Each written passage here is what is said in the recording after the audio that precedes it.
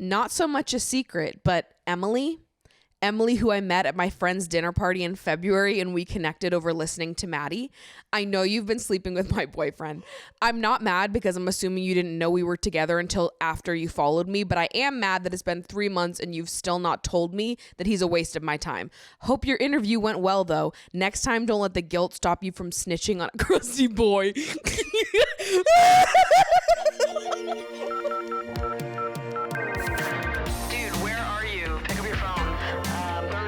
Tonight, and you're obviously invited, so call me back. Okay, love you. Bye.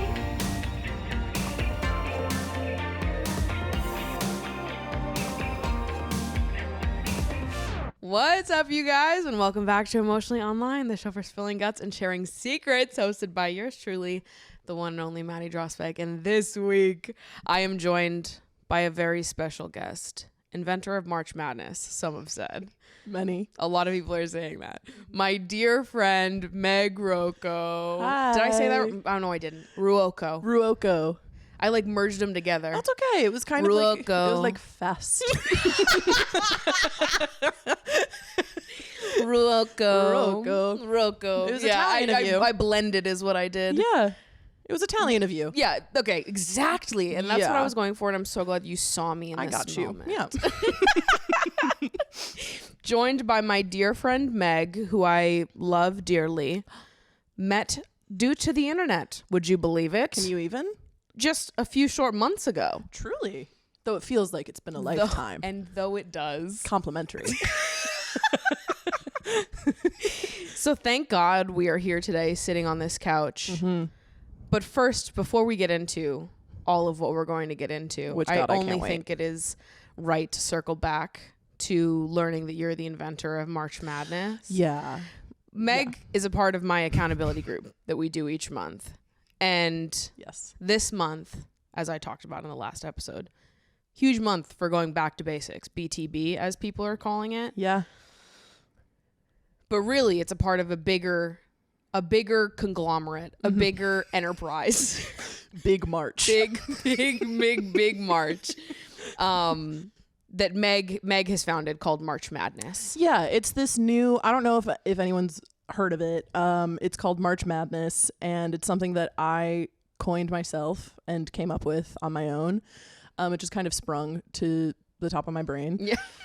These ideas just sort of come to me, I guess. And yeah, essentially what it is I was in a real kind of slump January, February, as many of us were. Lots of us were.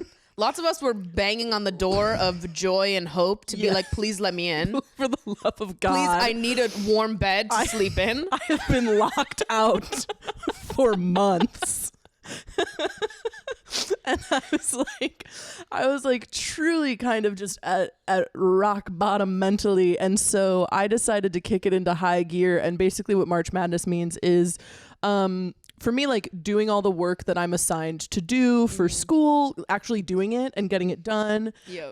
Like going to the grocery store when I need food. Huge. Fucking huge. And I need to take a page out of that book completely. People don't think about. They don't. When you run out of food, you have to go back to the grocery store. Well, can I tell you what my problem is in that department? Is that I either don't buy food and I order out every single meal. Yeah. Which Which also is a problem because I frequently find myself at the Alamo Draft House, which then I end up not buying groceries because I'm just at the Alamo Draft House every day of the week. So I'm sustained completely on churro popcorn, boozy milkshakes, bottomless Diet Cokes. So it's either that or I buy groceries and I start cooking. And I hate doing dishes so much that about 3 days in, I'm like, actually, I never want to cook again. Yeah. And why did I do this? Right. And then I don't use the rest of the groceries because I'm like, I would rather die than cook today. Yeah. I mean, the amount of times I've gotten like resentful at the food that I myself have purchased. Why are you here?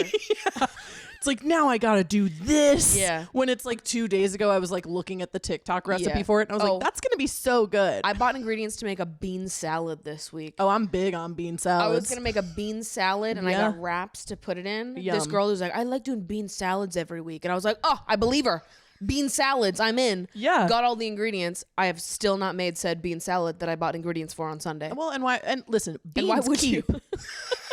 You see, That's the other problem is that I know that. And so I'm like, you know what? If I don't do it this week, next week, it's my oyster. the beans will still be there. That's the thing. It's a real problem. It's a real problem. And listen, it's like I say that this month was all about me getting groceries when I need them. Like, I haven't gotten groceries in the past like week and a half. I've just been kind of ordering stuff. And I'm like, and sometimes that's how it has to be. right. And I'm like, well, listen, I'm going out of town 6 days from now, so I couldn't No, that is so real. I couldn't possibly order. I couldn't like buy food. Right. Why would I do that? But yeah, that's pretty much what March Madness is all about, is doing things a mad person would do, like taking care of yourself kind of on a regular basis. Yeah. And that's what everybody knows it as. Yeah. And so you might have heard of it before. You might have heard of it. I started this thing with like brackets about it, and it kind of people started using it for other stuff, and I would really like, totally just shitting on the original purpose of the bracket. Kind of getting away from what the bracket is really all about. Yeah. Which is taking care of you. Yeah, which is the original chore chart, really, is what it was. You guys started throwing man things in there. Yeah. Which was never the intended purpose. Once again, men came in and ruined a woman's idea. You know what? It was so funny, too, because in the last episode, the beginning half of the episode, which I really would love to hear your take on this. Okay. I was talking about how I was held at gunpoint to watch a Lakers game. I just want to say my condolences. I am a survivor. First and foremost, you are a victim. I'm a victim and a survivor. Yes. And but as I was sitting there watching the game, I was just observing how like basketball uniforms are like basically their dance recital outfits. Big time. And they like ordered them from a catalog special made, and now they're prancing around in these cutie little matching uniforms with all their besties. Yeah. And I was like, okay, so this is theater. Why aren't we bullying them? Right.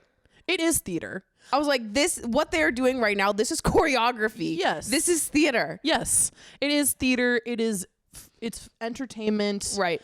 I saw a thing recently. I'm a big there's this like streaming service called Dropout that I absolutely love, where I watch famously all of my Dungeons and Dragons shows, which I love.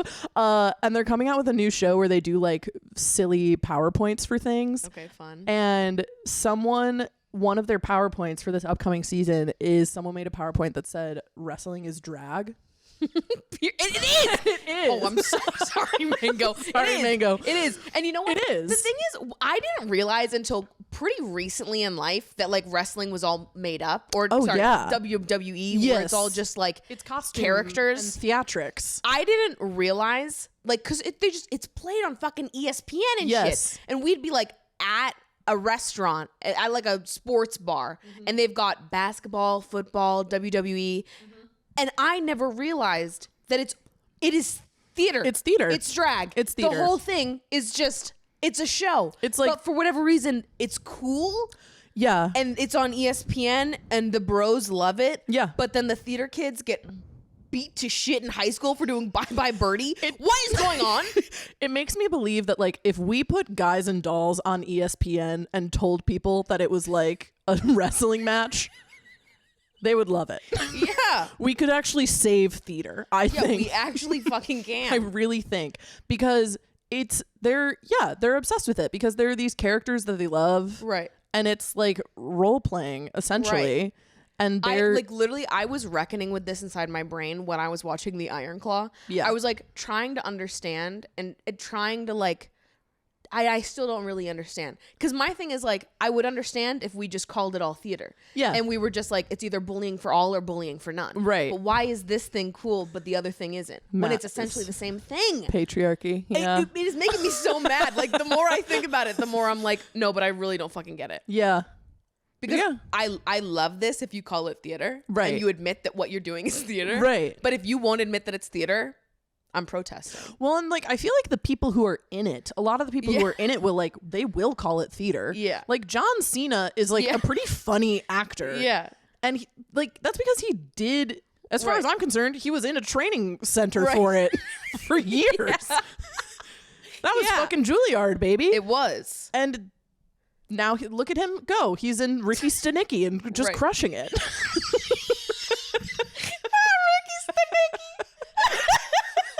Just the most coveted role in the most like awaited movie of this year. Ricky Stanicky loves Ricky Stanicky. Can I tell you a story? Nobody dislikes this movie. Can I tell you a story about Ricky Stanicky? Which is that last week, my roommates started watching Ricky Stanicky, but like only when they were by themselves and only in snippets, like right before they went to bed. So they were watching Ricky Stanicky, I'm not kidding, for like 5 days straight. I came out last week and they were finally at the end of Ricky Stanicky, which, by the way, is about an hour and a half long movie. And I was like, you guys finally wrapping up Ricky Stanicky? And they were like, I can't believe it's over. Like, what are we going to do without Big Rick over here? Oh my God. So I've only seen the end of Ricky Stanicky. It seemed pretty good. I've seen, you know what? Maybe I'll get in there and I'll watch Ricky Stanicky. Give it a try. It's on Prime. I've seen it get interesting reviews on Letterboxd. But you know what? Listen. If Big Rick is calling, you gotta answer. According to my roommate Matt, he said it gave him newfound admiration and respect for John Cena as an actor. He said before watching Ricky Stanicky, I was neutral on John Cena, at most bordering on anti. Coming out of Ricky Stanicky, he was easily the star of the film. Bro, John Cena now post Ricky Stanicky. I am a Ricky Stanicky truther. Honestly, the fact that this movie is called Ricky Stanicky alone is like enough motivation for me to watch it. You crazy. Say it enough times, it's like Bloody Mary. It's all so of a sudden fun. I feel like I have to watch it because something bad's gonna happen to me if I don't. John Cena will show up and make you watch Ricky Stanicky. He will. Yeah, I believe it. Yeah. So I don't know how we got Sports here. or theater. Sports or theater. Yeah. In conclusion, Ricky Stanicky. In conclusion, Ricky Stanicky could Be shown play on ESPN. Alphaba on Wicked. Ricky Stanicky. Yep. Were you in? I imagine you were in musicals in high school. I was. Yeah. Yes. I think we've talked about this. That you did. You went to like theater camp and you loved Lady Gaga. Where Lady Gaga went. That was a camp that I went to at gunpoint against my will. Got it. Okay, perfect. So it wasn't a theater camp, that one. The camp that Lady Gaga went to was Camp High Rock. Okay. Which is like a YMCA, like classic in the woods, like in cabins camp. Okay. And I went for 1 week and I hated it. Yeah. I hated it so much. Sleepaway camp. But it was mostly because I went with friends of mine that weren't artsy kids. They were sporty kids. And so they didn't want to sign up for like arts and crafts and dance. They wanted to do high ropes. So I was strapped to a tree against my will and told to walk the plank. I just want to say, because I was at one point forced to do high ropes as well as a child. I was like, that is the moment where if anyone around me didn't know that I was a part of the LGBTQ, they knew then. Yeah. They knew then. Yeah.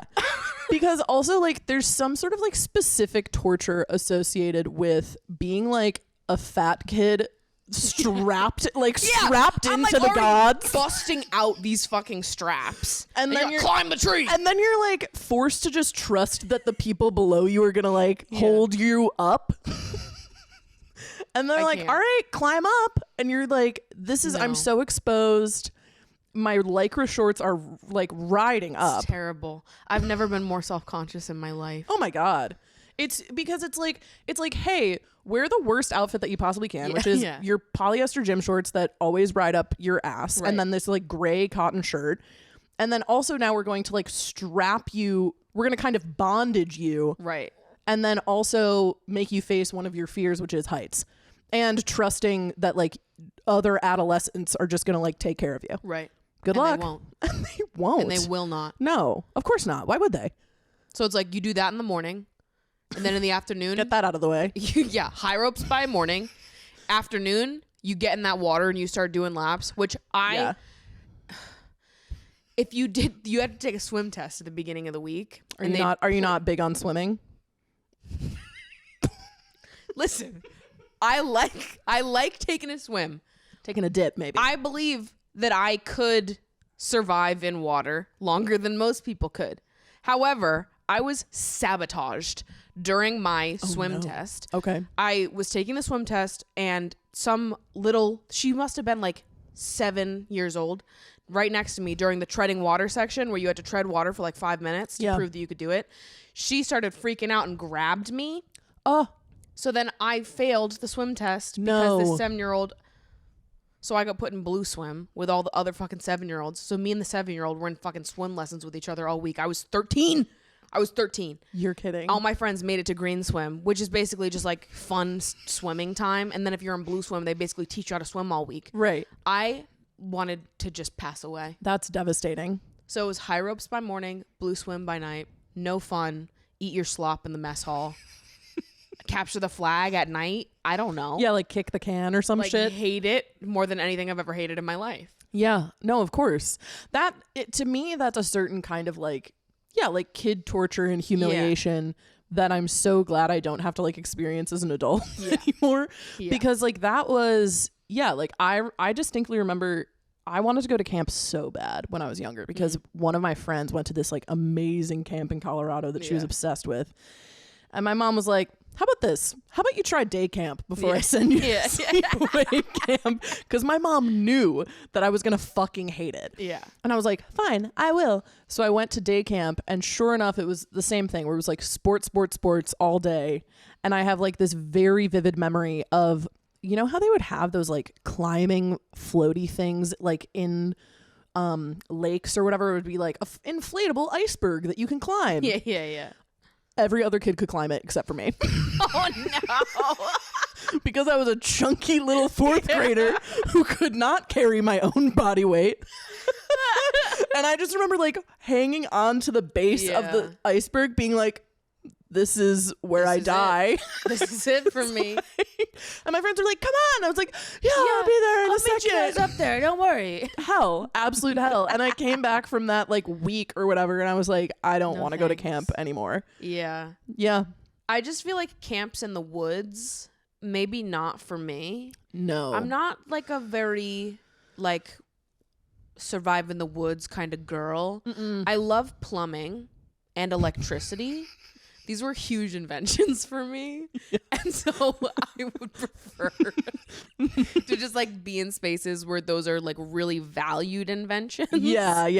And so when I went to theater camp, it was a theater camp that we stayed in college dorms. Okay. Yeah. And there was about like maybe 20 of us that did overnight, and the rest was like there was a ton of day campers and like 20 of us that slept overnight. Yeah. And this was a lawless land. This fucking camp, which is like I don't know how I ended up in like so many creative spaces as a kid where it was like completely fucking lawless because my dance studio was the same way. Well, and I'll say this too, it sounds so horny. You would think there was no straight people at this camp. Okay, that's actually really fair. Listen, I never said it was between straights. No, well, yeah, we don't know what the boys were getting up to. There was no gay action either. Okay, it was a bestie fest in that place. Fair enough. I wish there was more gay things that happened. There was nothing. People were still scared then. Yeah, we were just bestieing it up. Well, but how old were you guys? I started going when I was 13. Okay. And I don't remember when exactly I stopped going. Probably when I was like 17. Yeah. But lawless place. We'd be like I recorded every single summer at camp, so I have all of them like well documented, and like we used to do like 4-part series. So I'm not kidding, I have like 3 hours worth of footage every summer from like the 2 weeks we spent at camp that I used to do like showings of after the summer was over, and I edited it all.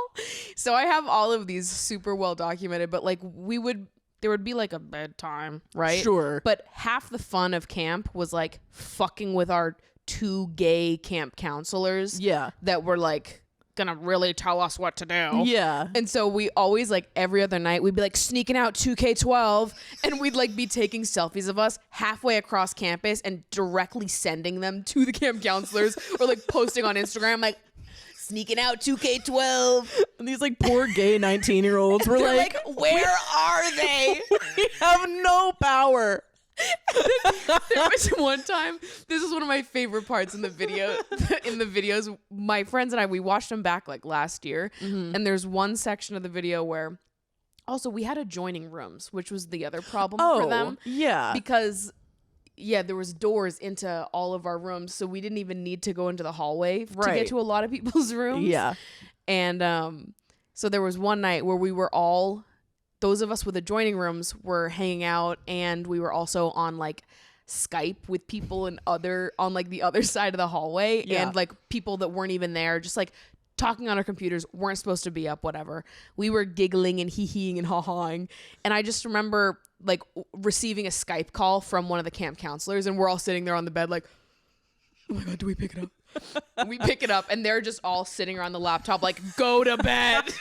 Like, this is a bizarre camp where we all have MacBooks and we're Skyping the camp counselors in a college dorm room. You have so many like communication devices. And then we still didn't fucking go to bed. We hear them knocking on the door. None of our doors were supposed to lock. Right. Mine did for whatever reason. Yeah. So we could lock the door. They were trying to open it. Their key wouldn't work to open our door because it was broken for some reason. Nobody knew that besides me and my roommate. Right. We set up my camera so that you could see through the peephole. So we were like taunting our camp counselors as they're trying to unlock this door. Oh, no. And then finally we opened the door for them, and we set the camera up in the corner. The door opens, and the camp counselor immediately direct eye contact with my camera and is like, nice. It was just like so expected. It was like, oh, what else is new? You guys are up late and Maddie's recording us. Oh, you guys really got us. These poor counselors. I know. It's like, how do we wrangle these feral children? Right.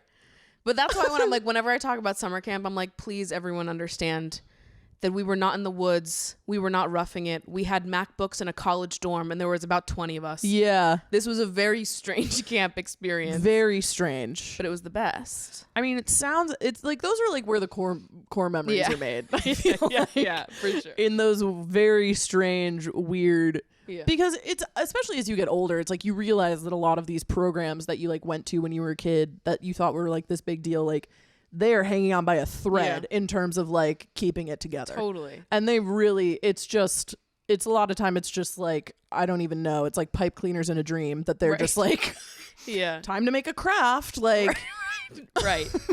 I guess we'll do this. Yeah. I was I was like a day camp counselor. Actually, I was a junior camp counselor for like one or two summers in middle school, I think.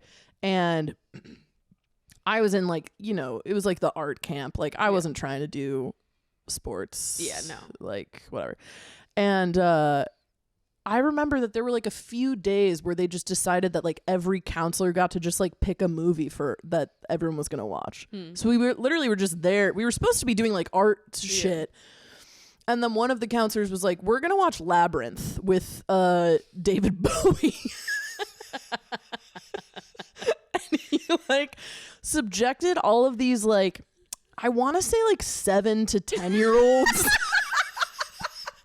to the movie Labyrinth with David Bowie, which if you haven't seen it is basically like these kids get whisked away to a labyrinth where like kind of gremlins are like hunting them, and they're told that they have to like go find the Goblin King. Also, all of the gremlins are puppets, so like everything is like kind of an off-brand sort of Muppet-esque creature that's even more kind of horrifying.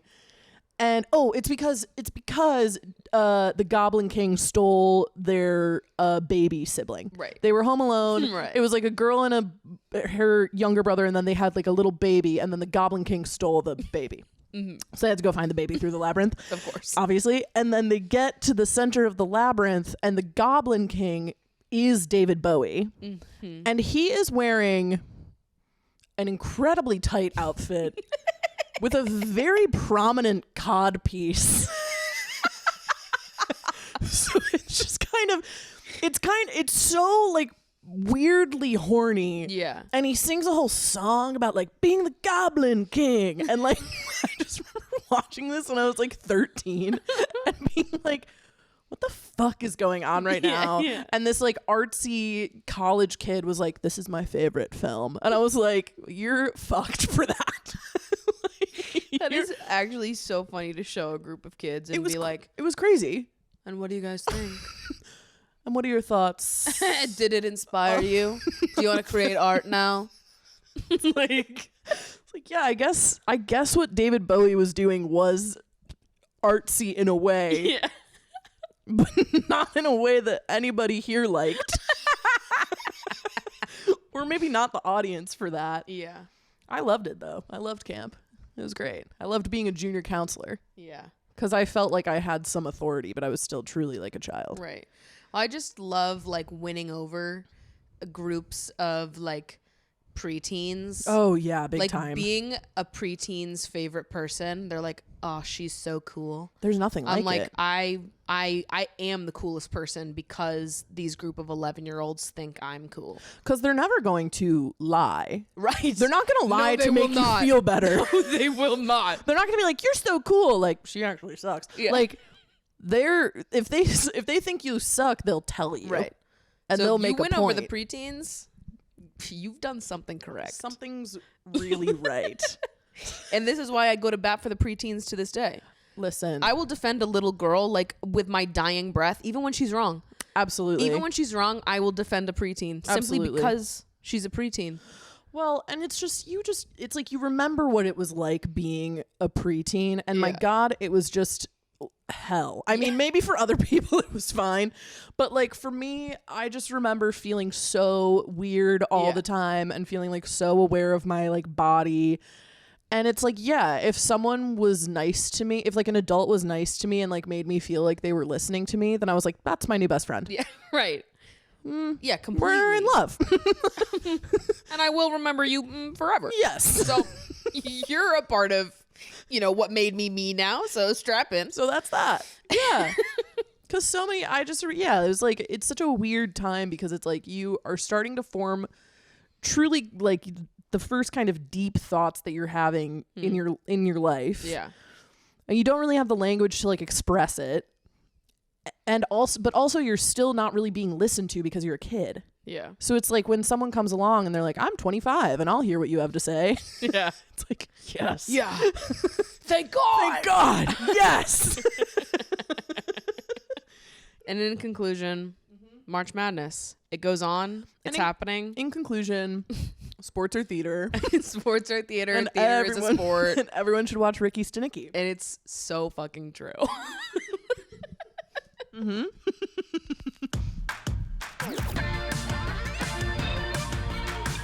Let's get started going through these audience submissions. I asked you guys over on Instagram to load this box up because Meg and I are trying to get in the weeds here. Yeah. We're trying to dig into whatever you guys have going on. I want to dive in. Listen, Let's get into the nitty gritty. There's some good things that made it in this week, so let's just get right to it. I can't wait. Hi, Maddie. Lots of love from Hungary. I absolutely love your content. As an only child, your content feels like the big sister I never had. I'm writing this after the worst date I've had in a long, long time. Kind of heartbroken, kind of having sad girl moments, kind of losing hope at the ripe age of 22, realizing that I just don't understand men. So I'd like an opinion or some advice.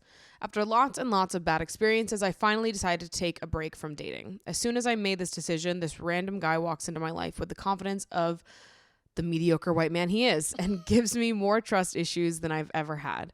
He had 1,000 date ideas. We took long walks along the riverside. He showed me his favorite places in the city. We shared secrets, regrets, dreams, and even sensitive family stuff without him indicating any sign of only wanting this to be a friends with benefits type of situation. So obviously, I assumed he was serious. Well, I get the ick just thinking about him now, as today he tried to take things to the bedroom with me, and as he heard me hesitantly bringing up my fear of being used again, he asked me if I'm only comfortable getting intimate in a serious relationship. My heart sank as the realization hit me, and I swear I could literally feel a clown nose appearing on my face. His originally innocent seeming intentions took a 180 all of a sudden. I thought it rarely ever happened to anyone, but now talking from experience, men will really put all this energy into planning dates months ahead. Wait till you put your guards down around them just to tell you it's casual. Don't expect more. It was obvious from the beginning. Newsflash, no, it wasn't obvious. I feel betrayed, and I feel like my lover girl battery has ran out, for a while at least. While I'm recharging and manually reminding myself that good men exist, I'm growing fearful of not being able to recognize pure intentions anymore. I don't want to assume the worst in anyone, but it seems like I attract this kind of man, and I have no idea what I'm doing wrong. I guess I'll just raise my standards again, sure, but I fear that my walls keep getting higher and higher, and after a certain point, no one will care to come in. That's really hard. Yeah. That's a really It's also like such a universal experience. yes, I feel like especially around that age Yeah, too. Completely. Like 22, 23. She's not wrong. You're not wrong for like wanting love and wanting to be vulnerable with people and like wanting to let your guard down. Like those instincts aren't wrong. It sounds like one, this guy was not communicative about what he wanted from the beginning, and he wasn't clear about that. And I don't know, and listen, I'm never going to make excuses for a man. No, never. Right? You know, I'm never going to make excuses I'm for not a in man. that group. Right. I'm not part of that. Yeah, no. Section of the world. What I will say is that, you know, it isn't bad to want something casual. However, the problem is that, again, he didn't voice it. Yeah. And him doing, from what she said, like him, you know, sharing all these intimate things and planning all of these dates for months and months, it's like, yeah, that would lead you naturally to believe that this is a more serious thing. Totally. And I don't think that instinct was wrong. I think that, again, it's like that is someone who, it sounds like he is not very clear on what it is that he actually wants, because he is kind of practicing all of the things that people in committed relationships do, or people who are trying to get to committed relationships do. But he doesn't actually want that. Maybe he's scared of that, whatever, for whatever reason. There are just going to be people like this that you come across in your life who, I'm not going to say love bomb, because I think that is kind of a term that's overused, but who are more into kind of the fantasy of a relationship than you. Yeah. And want to mimic that. Mm-hmm. And I don't necessarily know if it's advice, but I think just as I've gotten older, and I think as you get older, like, it becomes easier to clock those people. Yeah. As they come across, as you come across them, because these are people who, when you try to have those honest conversations with them about like, where do you see this going? Mm-hmm. All of a sudden they have nothing to say. Yeah. And those aren't the people that are going to like stick around for the long haul. Yeah. You're not foolish. You're not dumb for like believing him. Yeah, no, not at all. Also, I don't think that it's like when you said you're fearful of not being able to recognize pure intentions anymore. I think your radar is completely in check, as proven here. Mm-hmm. The second you picked up on it, mm-hmm. you reacted to that and adjusted accordingly. And before that point, you had no way of knowing, because he had never said anything before that point. Right. So I wouldn't doubt yourself in that way, or like mm-hmm. not being able to recognize pure intentions. You're going off of what's being said to you and the energy you're being given. That's not your fault that he's giving relationship energy when he actually wants a more friends with benefits situation. We can't read people's minds. No. You go off of what is being said to you directly, which is exactly what you did. Mm-hmm. But some people are just not great at vocalizing what it is that they're actually looking for. Mm-hmm. Or, I don't know, I think a lot of people like assume casual as default, which couldn't be me. No, I'm so romance coded. It's crazy. Yeah, exactly. But I will also say too, because I mean, I didn't have like an exactly similar experience to this when I was 22, 23, but I had kind of an experience akin to this where someone who just made me feel like I was, you know, like the sun and the stars basically. And then the minute that I kind of questioned them and questioned like what they were actually doing, they were like, ugh! And then they like panicked and ran away and I never saw them again. And that was really hard. And it also did make me kind of look at myself and the way that I was meeting these relationships. Yeah. And this is not to say that there's blame on you at all, because I don't think there is. Yeah. But rather just like knowing that it's okay to come forward yourself and say early on, yes, this is what I want and this is what I'm looking for. And if you can't give me that, that's fine. But then we can no longer have the relationship that we do. Absolutely. You can ask for that and you can be the one to vocalize it, because that will save you a lot of time and heartbreak in the long run. And even though it may suck if the person is like, I don't think I can give that to you, then at least you know. Right. And you feel better about like knowing what your boundaries are and standing your ground. Right. You know? And I think that's like the best way to avoid like building walls that close you off from experiencing these things. Totally. Is like if you get comfortable vocalizing what it is that you want and like setting your own boundaries, standing up for yourself, you'll feel more comfortable and just like get used to sitting in like the discomfort of setting that boundary and seeing what the reaction is going to be versus just building up walls so no one can get close enough to like penetrate and like put you in that vulnerable space where you're forced to have this conversation of like, this is what I want and that's vulnerable. Totally. That I'm sharing this with you. Totally. Because I you know, sharing those boundaries, it's not going to be easy and it's not going to be this thing that maybe you feel super comfortable doing the first few times that you do it. It gets easier as time goes on. It never means that it's like a fun, super fun conversation to have. Definitely not. It's always really kind of a little weird, and sometimes it upsets people when they hear that they can't kind of use you in the way that they thought that they could use you, because you stand your ground and you say, no, I actually am not comfortable with that. Yeah. But you are worth like the boundaries that you have. Yeah. And the person who is worthy of you will also know that and know that like those boundaries are worth respecting, and will respect them on instinct too. I think. Totally. You know, I feel like you have to decide like where the boundary for you is between like, okay, this is someone that I'm flirting with and we're getting a little bit more intimate and we're getting closer and, you know, there's something here. Oh, what's this? You need to decide where the point is in that journey where you're like, I can't go further without knowing what your intentions are. Yeah. We meet someone, flirty vibes, seeing what's good. We don't have to on day one be like, what is this? What do you want from me? What is this? What are we doing?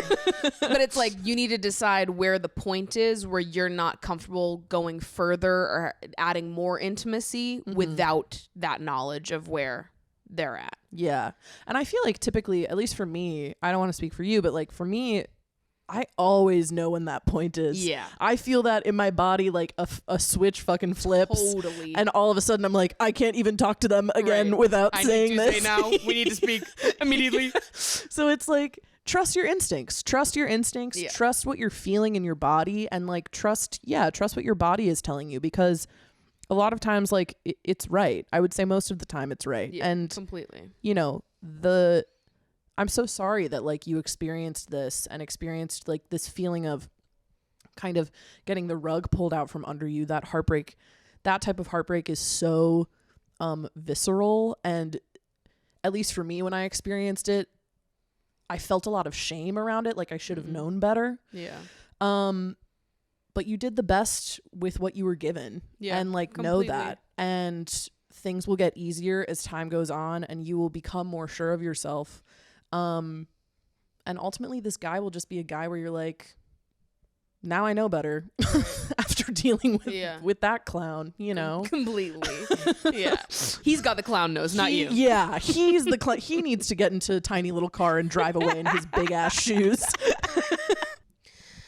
I recently mutually ended a year-long relationship with my ex. Fairly soon after becoming single again, I started to hook up with an old friend.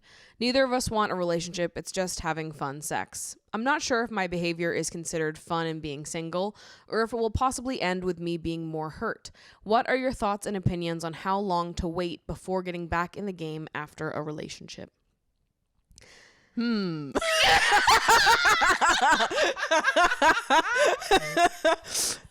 don't you take this one to start? That was my very reaction. How about you take this one? Here's the thing. You kick us off. My thing is that, like, listen, I'm gonna prep you for this response by reminding you who you're asking here. Yeah. I'm going to remind you that you're asking someone who thinks deeply that periods of prolonged singlehood are important. Mm-hmm. And I think I'm also, you're talking to the CEO of Lover Girls Worldwide here. So the process of moving on for me, that bitch takes some time, mama. We're not hopping back out there just day one. Now listen, I appreciate that everyone's on different time schedules and like nobody can tell you what's going to be best for you. However, I normally would suggest that people take time to be alone after a relationship, because I think that that is like the only way to like really heal without just like distracting yourself or pouring yourself into someone else to like numb the fact that you can't pour yourself into your ex anymore. And like, yeah, it can be all for fun, but I think it's hard for it to not be at least a little bit like you're avoiding dealing with something when you've just gotten out of like a really invested relationship with someone. So my opinion is usually that I think people, you know, there's no set timelines, but I usually am a little worried for someone if I see them hopping into even a very casual dynamic with someone so soon after a very like emotional breakup. Yeah.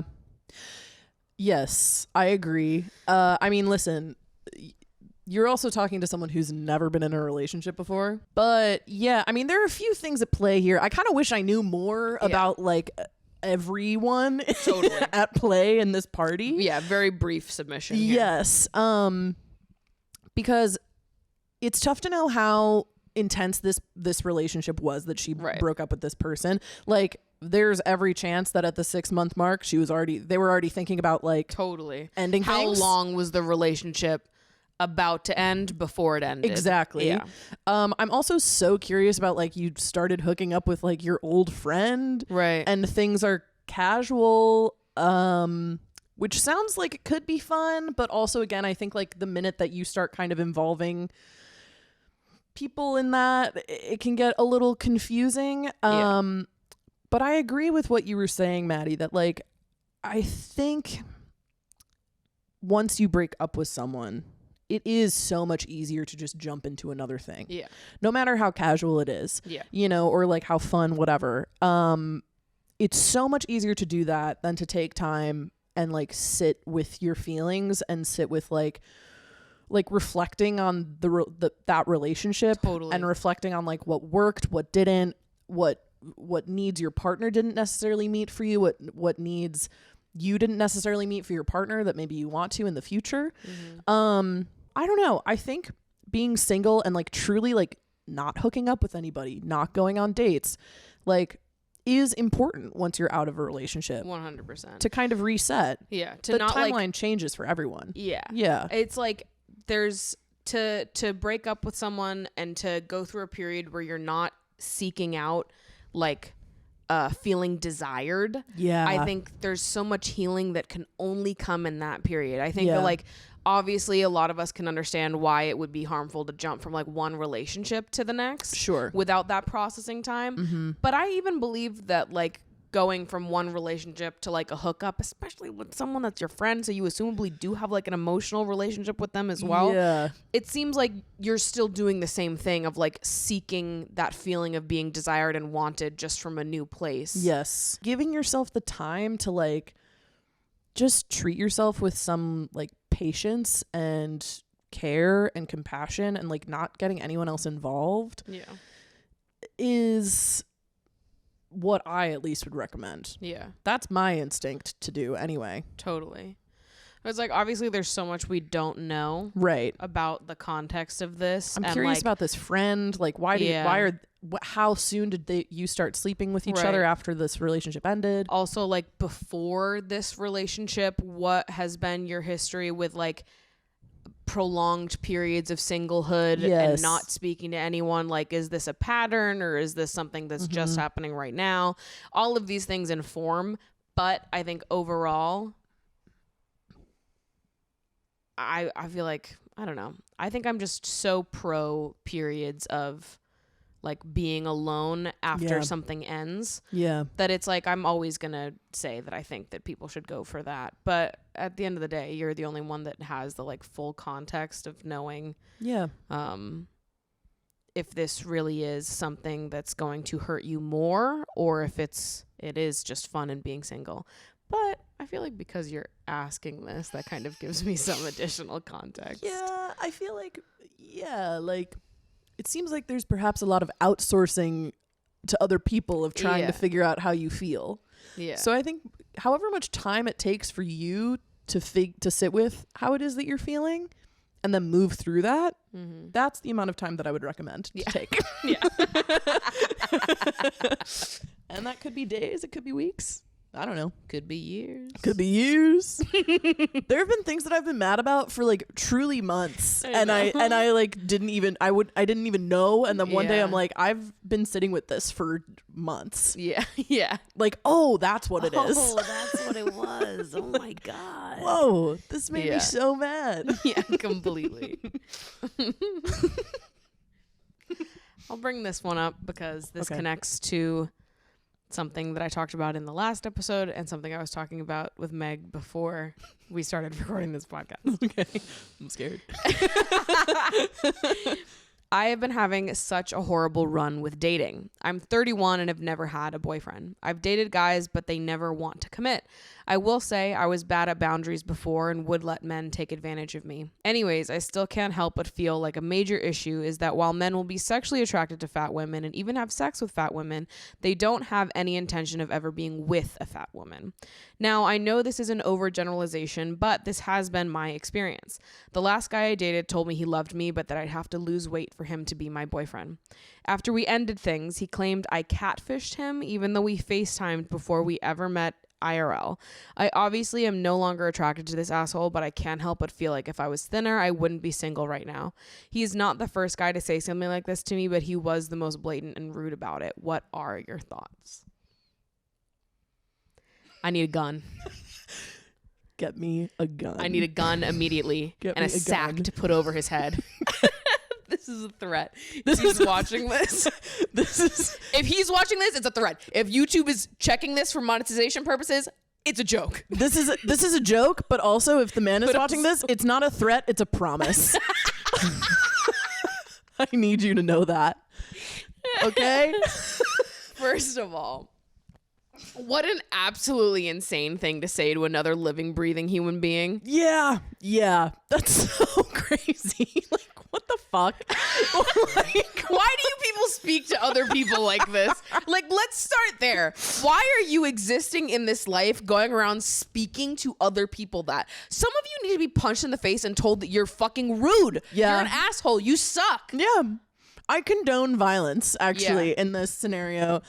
These are the types of people that, like, I look at them and I go, like, is this your first day on earth? Right, exactly. What, are you just going around treating people like this? Yeah.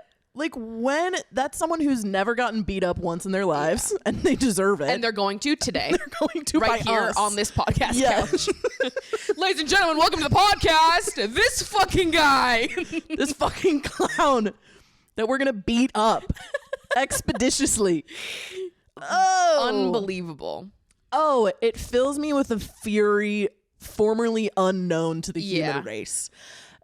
I okay, here's my thing, because I believe that you and I have both experienced situations like this, where if not as explicitly stated, the vibe was there. Yeah. Where it's like I'm gonna hook up with you, but come to my apartment only. Right. And if anyone knows about this, they shouldn't. If anybody knows about that, kill them. yeah, and then they need to be on the hit list too. Yeah. So, and that is, I mean, listen, it's a feeling. Sometimes it's still hard for me to clock. Like sometimes I'll be like, oh yeah, they're into me. And then like, it takes me a while and then I'm like, oh yeah, it's one of those. It's hard. Sometimes I've only experienced one person who was like so forthright with it.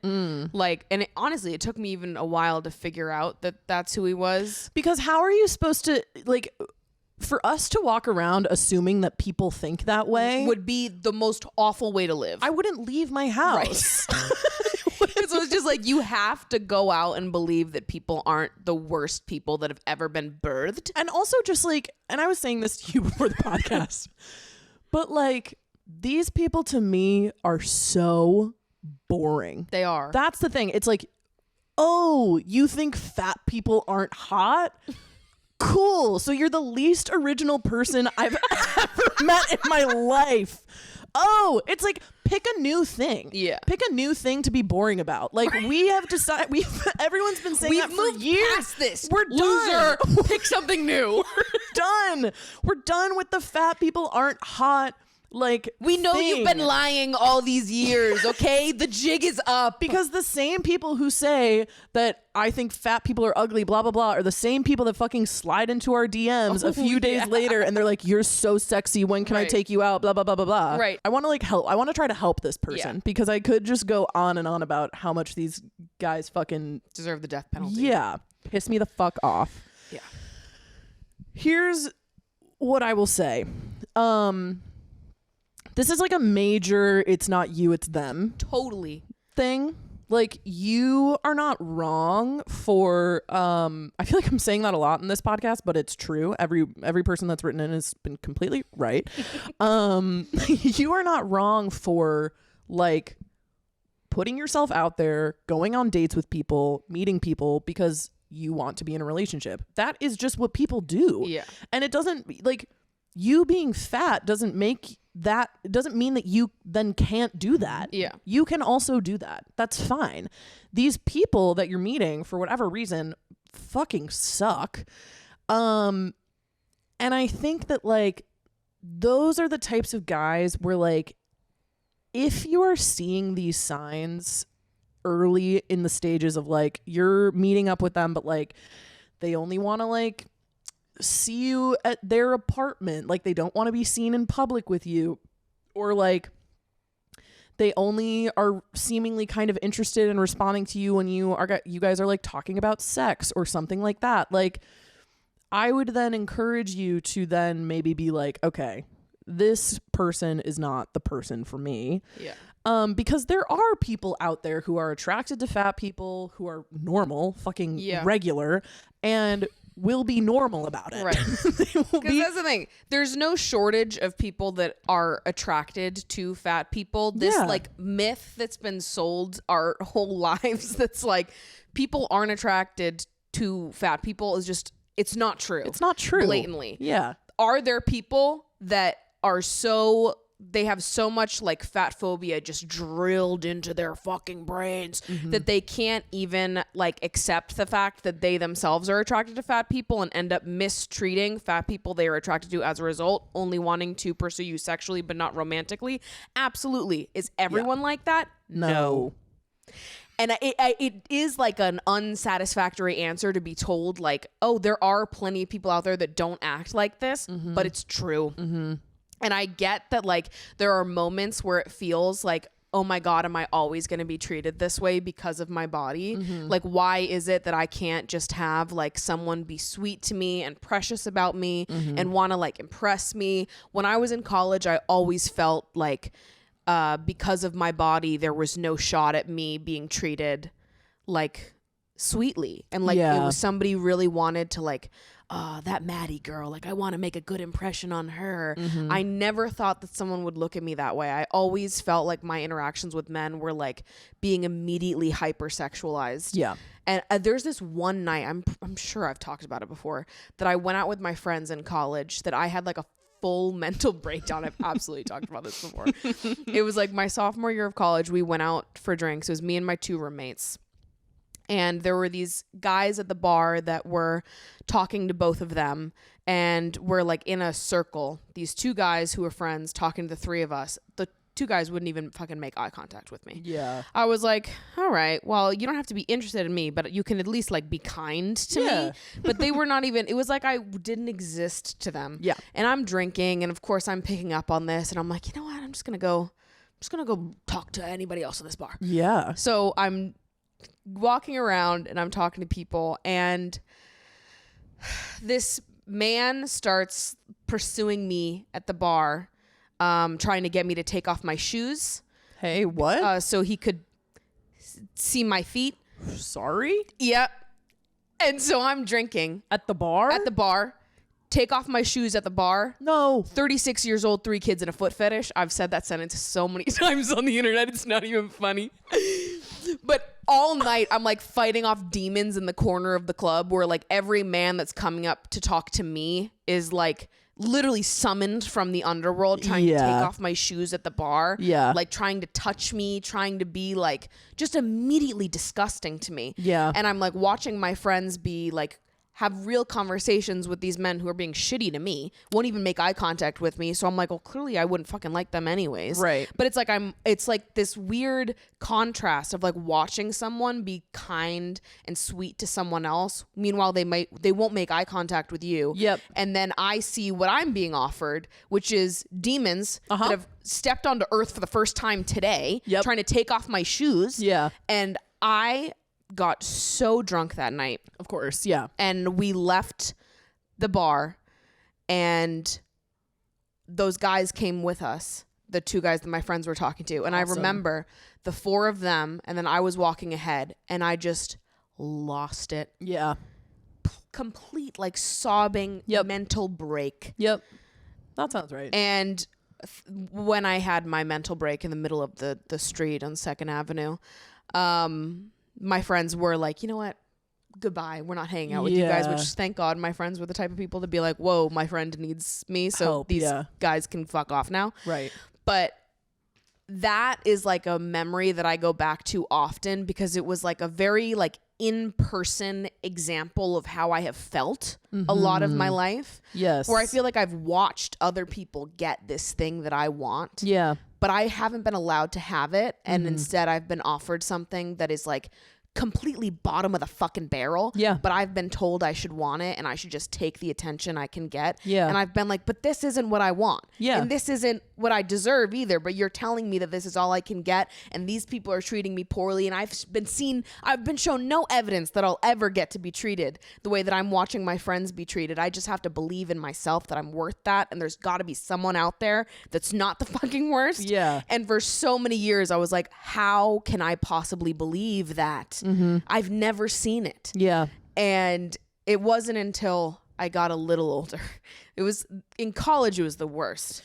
Yeah. But I feel like when I got a little older and I started meeting more people that were similar to me, which, I mean, this is a driving force behind why I prefer to date plus size people now too. Yeah. Because of the experiences I had when I was younger. But I've met plenty of people now.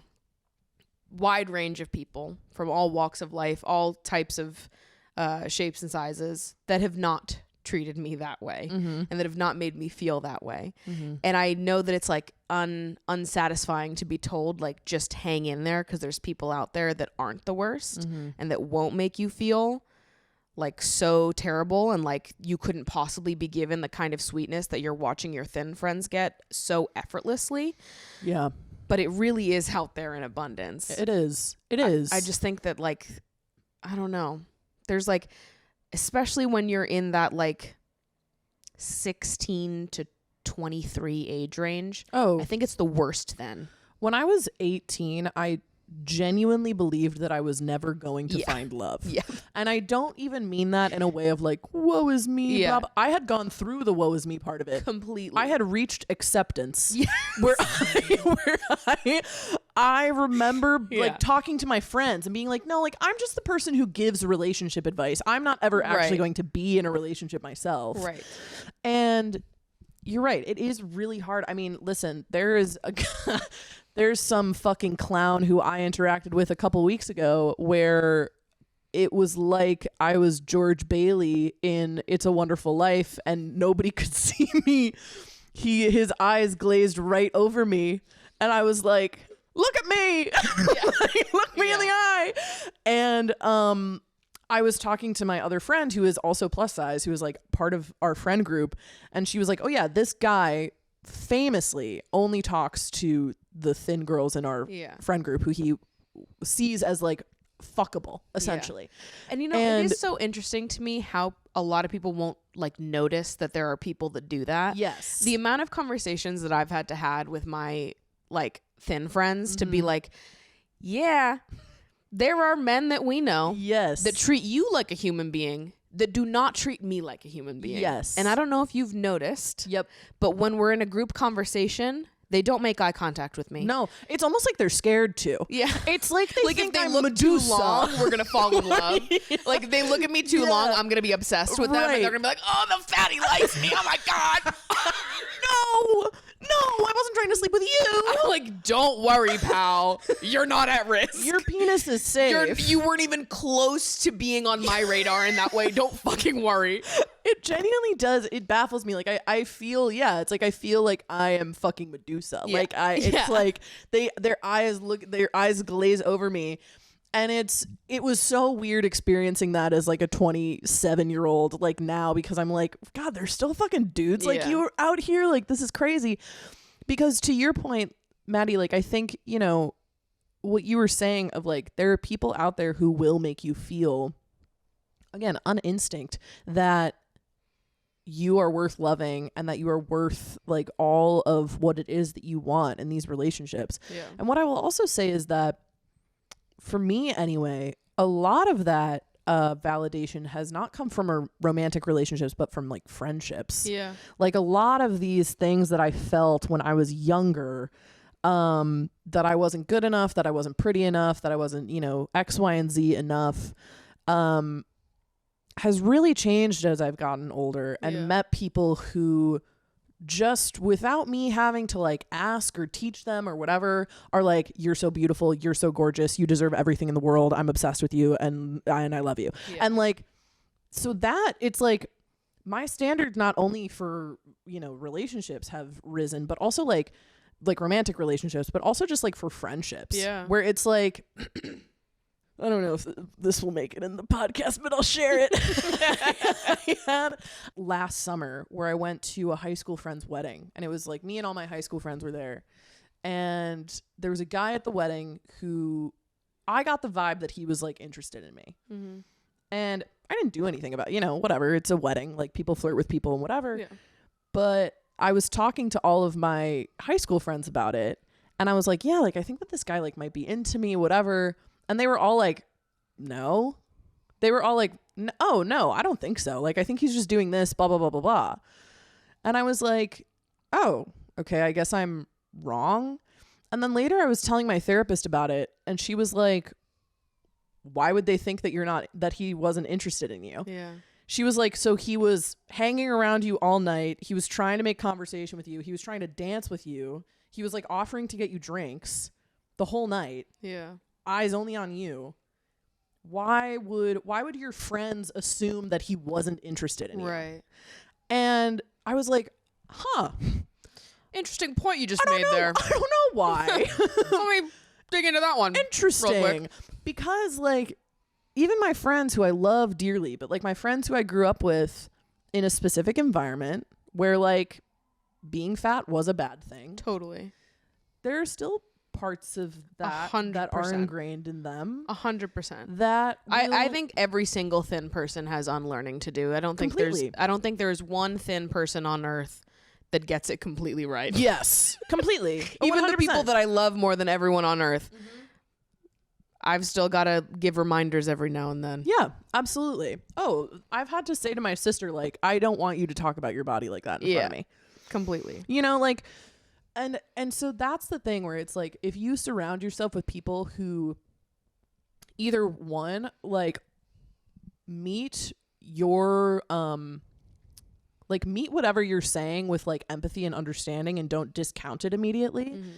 And also, too, like, interact with people who then in turn simultaneously like lift you up, then it becomes easier to believe that those people exist and are out there.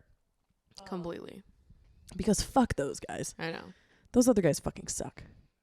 It's also like you would never want to be with that person anyways. I think about this all the time too. Yes. Where I think about how, like, even if I wasn't living life in a plus size body, I would not want to date someone like that. No. If I was thin, I would still not want to date someone that saw plus size people that way. Right. That is wrong to me. Yes. Objectively. It's fundamentally I think incorrect. that is a wrong way to go through life and Yes. treat people. Yes. I don't agree with that. Yes. So I'm like, I don't want to know those people. Right. And even if I looked different, I wouldn't want to know those people. Right. And I've said this before on the show, but I really do believe this, is I love looking at it like my body actually protects me from those people in a lot of ways, because they won't look twice at me. And thank God. Truly. Thank God that I don't even have to Truly. waste my time on people like that, waste my time learning that those people are like that, because half of them look at me and they're like, oh, won't even make eye contact with her, won't speak to her, won't give her the time of day. Yeah. And in some ways that hurts, but in other ways I'm like, thank God. Because even if I was your type, I still wouldn't want to fucking end up with someone like you. Yes. Because we were saying this before. It's like, your body's going to fucking change. Yeah. And these people who think that they're dating these like tiny little women and their body's going to be tiny forever are dumb. Yeah. Are big dummies. I would just never want to be with someone whose love was so conditional on the way your physical body looked. Yeah. If that's what love is to you, have fun, but that's not what love is to me. Good luck being 80, I guess. Yeah. What's going to happen? You're going to be looking for someone with the tightest bod at the nursing home? Like, what are you trying to do? No, it makes no sense to me. Like, also, I know what I'm about to say right now is completely unhelpful, but I do often like think this to myself. But like, I really love my body. Yeah. And like, I find myself very like attractive. yeah. And that sounds weird to say to some people, maybe. I'm on board. But like, I don't know how to say this without it sounding strange, but I know that you guys understand me deeply and you'll get this. Reinforcing myself. You get it. Like, everyone's going to get it completely. Just say it, Maddie. It's okay. I know that you think I'm smart. You know when you're like laying in bed and maybe I'll grab my thigh a little bit. I'll like give myself a little fondle. I've done the same thing. And I'm like, that's amazing. Yeah. I love how that feels. Dude, I've done the same thing. I'd be like, that's sweet. That's actually sexy. I love how that feels. Notoriously, my favorite body part is like the upper thigh area. And also when you lay flat, the area like right above your pubic bone on the sides, like where the stomach hits. Yeah. The hits hip. your hip. Yeah. Those are notoriously my favorite body parts to touch. Yeah. And I just like, I find my body fun and attractive. And I find other people that have bodies that look similar to mine very sexy. Yes. And so I think that has also been like helpful in some ways to like genuinely be very attracted to bodies like mine. Yes. And being like, well, statistically, there's got to be other people that feel that way too. There's got to be more. So in the moments where I've been like, God, is anyone ever going to like truly like love me and like think that I'm hot and beautiful and stunning and gorgeous, and also like that I have the best personality on the face of the planet and they would die for me. Yeah. I'm just like, well, I feel that way about other fat people. Yeah. So. I agree. Although I do think it's like a generally unhelpful statement to be like, well, I think fat people are hot, because it's like fucking obviously. But No, but what I will say, because I've done the same thing, because I spent so many years fucking hating my body and wishing that I was thin, which it's like, even if I lost weight and like got to a body size that I dreamt of when I was a child, I will never be skinny. That is just not the way. It's just not how it is. It's just not how it is. That's not what my body is. Like, I'm 5'11". Yeah. I'm Irish. I just like, my body is built for famine. So it's just how it is. But I have done the same thing where like I'll be in bed at night and I will like grab my stomach or I will like grab my leg or something and be like, oh, so soft. Like I'll be like, that was wow, really fun, okay, actually. love that.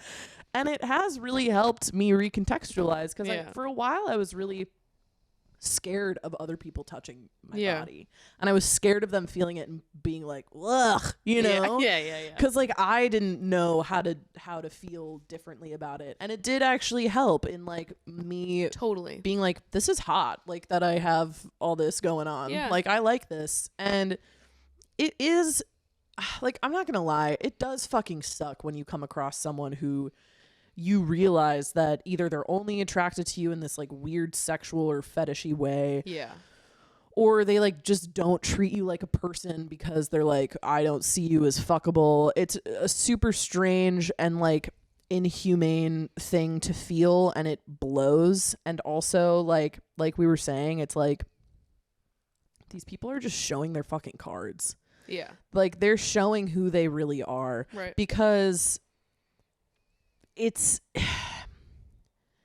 again, it's like these people who hinge their entire relationships on looks, and especially men, because I think men are more prone to do this. There's no other way to say it. They're just dumb. Yeah, they are. They're just dumb. Completely. They're not thinking about really anything. Evolve, bitch. Evolve. Literally evolve. That's all that I have to say about that. No, that is how I feel. I'm so tired of people that have like these like such rigid physical types that they're like, it's just my preference. Boo. No, you're just a fucking loser. I don't have any other words to describe that. It's like, okay, way to cut yourself off from the beauty of humanity. Loser. Like, sorry, you're only gonna think that certain people are beautiful because they like exist within a certain BMI. It's stupid. You're so dumb, because there are beautiful people everywhere. And you just, what's that thing? There are cathedrals with those for eyes to see. That's me about fat people. Okay. We are cathedrals, bitch. Get your eyes checked.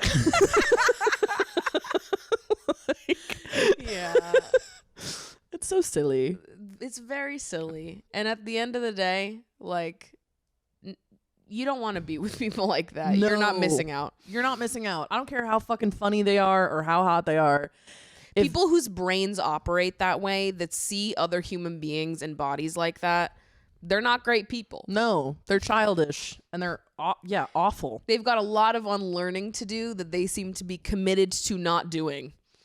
Yeah, and a lot of hate in their heart. Yeah, deeply. Yeah. So, that's that. In conclusion, all of that. Yeah. In summary, everything that we just said. Fucking wrap that all up, bitch. Take notes. Hope you heard us the first time, because we're not saying it again. I say it all the time. I'm always saying it. Okay, this one is wild. Okay. Is this the one you warned me about? Yeah. I'm ready. Not so much a secret, but Emily, who I met at my friend's dinner party in February and we connected over listening to Maddie. I know you've been sleeping with my boyfriend. I'm not mad because I'm assuming you didn't know we were together until after you followed me, but I am mad that it's been 3 months and you've still not told me that he's a waste of my time. Hope your interview went well though. Next time, don't let the guilt stop you from snitching on a crusty boy. What? So I read this and I was like, okay, first poll of the day. Do we think this is real or made up? Like, is somebody like, I'm gonna send in the most absurd thing possible to the submission box to see if Maddie will read it, or is this real? Oh my God, I hope it's real so bad. Is this real? Did somebody become friends with someone through this podcast and now they're calling them out through the submission box, knowing that I would read this out? Emily, what the fuck? Emily! What the hell, Emily? You listen to this podcast Have you and learned you would do nothing this? from being a part of Lover Girls Worldwide? What the fuck is going on? Emily, this is not March Madness of you. No, it's This so is not so March Madness not March of you. Madness of you. Why would you do this? Emily, Emily, what was the job interview for? hope it went well, though. Hope it went well. This is crazy. I've so many questions that's not even funny. I want to do like a full anonymous phone call with this person. I have to go to a dinner party with Emily and this person and you and know everything about what's been going I need on. you guys to send and me voice I need the notes. boyfriend to come. Yeah, I need all of you to send me like audio interviews, and I'll distort your voices, and Yeah. we'll have a full like Breakdown. Maury level like who we decide is right or not. situation. Exactly. I was like, Oh my God. this is crazy. This is, if it's real, this is the funniest way someone could be accused of cheating. And I love being in the middle of it.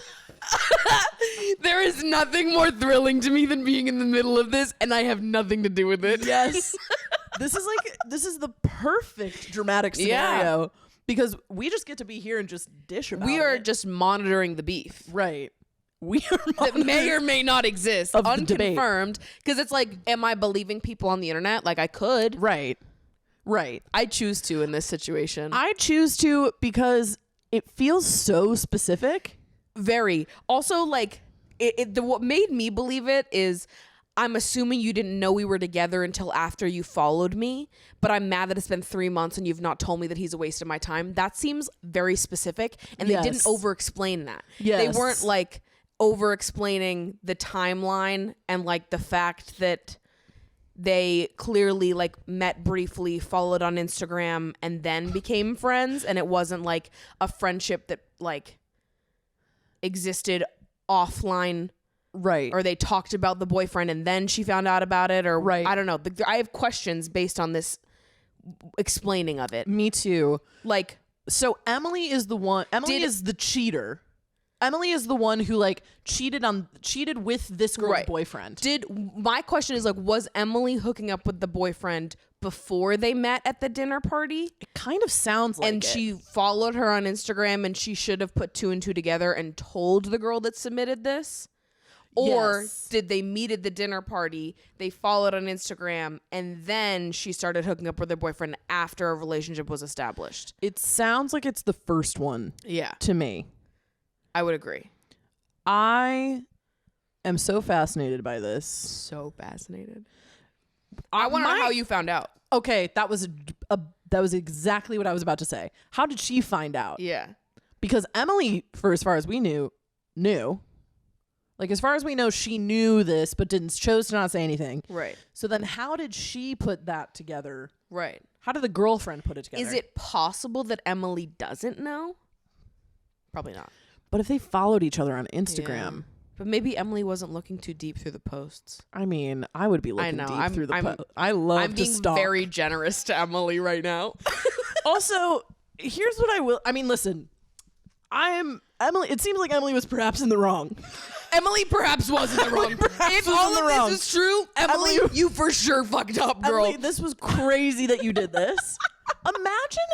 Hold on. And actually, let me just paint you a picture. And the picture is very similar to what you just read out. Because imagine this. You're sleeping with some guy and you're like, oh, things are going great, blah, blah, blah. Then you go to this dinner. You meet a girl, you get along with her. You're like, oh, she's awesome. This is great.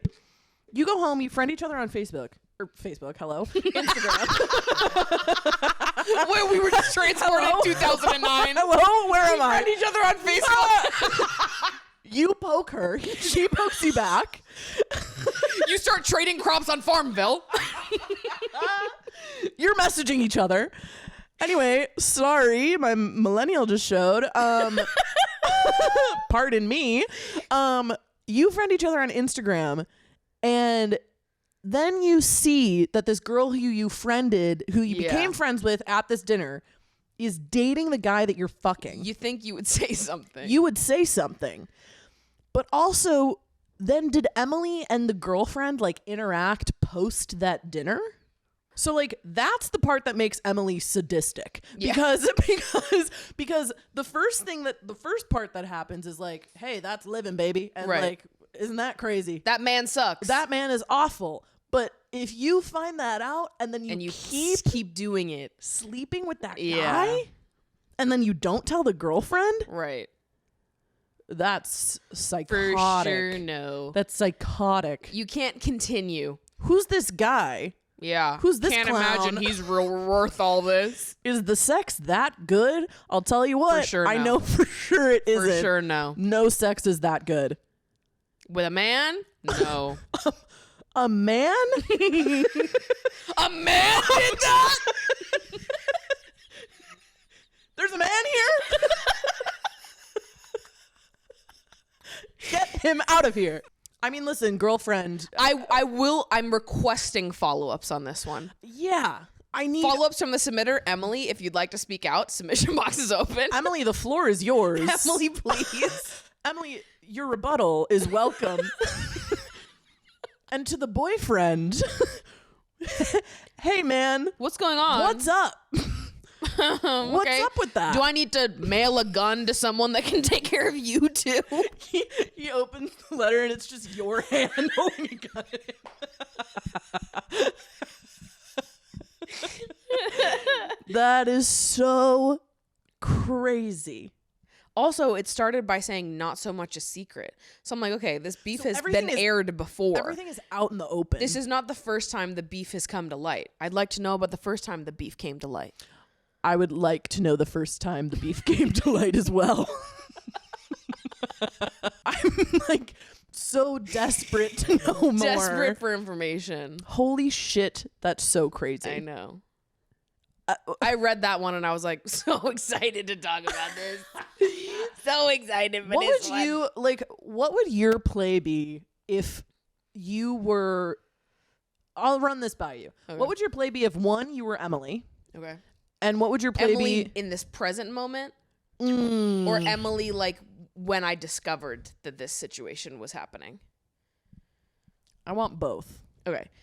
If I was Emily and I discovered that this happened, step one is that I wouldn't have continued hooking up with said boyfriend. Great choice. Great choice. Good choice. And I think that as my present self, I would always tell the other woman Yes. completely. Yes. I've talked about being the other woman unknowingly before. Yes. When you're engaging in something unknowingly, I don't believe you're at fault for that. Yep. But once you know, if you continue to keep engaging, I don't care if you're not the one in the committed relationship, you're still fucked up for that. Yeah. Once you know that you're hooking up with someone else's boyfriend, if you continue to do that, you're an asshole. Yeah. There's just no getting around that. Yeah. So before you knew, not your fault.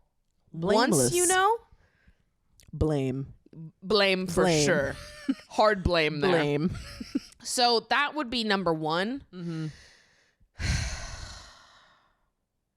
But since it seems that Emily chose the other option there, Yeah. which was to continue hooking up with said man, Why? which was a mistake. Why? But this is why I want to hear Emily's lore. Like, That's- why was that the choice? I need to know. Did she think she was like in love with this guy? Right. What did this man do? What was the draw? Right. I need to know the draw. Because at this point, it's like, okay, so now the girlfriend knows all the truth is on the table. I feel like if you're Emily, all you can do is be like, I fucked up. Yeah. All you can do is be like, there's no universe where I should have done all that. I Yeah. was stupid and like hypnotized by a mediocre man, and I'm so fucking sorry. Yeah. Not much else you can do besides be genuinely apologetic about it Yeah. and just try to move on, because clearly you guys are not going to be friends. No. There's certainly no There's certainly no friendship No. coming out of this scenario. Totally off the table. There's purely like you taking full ownership, Emily, of what you did. Yeah. And being like, I'm sorry. I understand if you never forgive me. And goodbye. Right. That's it. That's Right. really all you can do.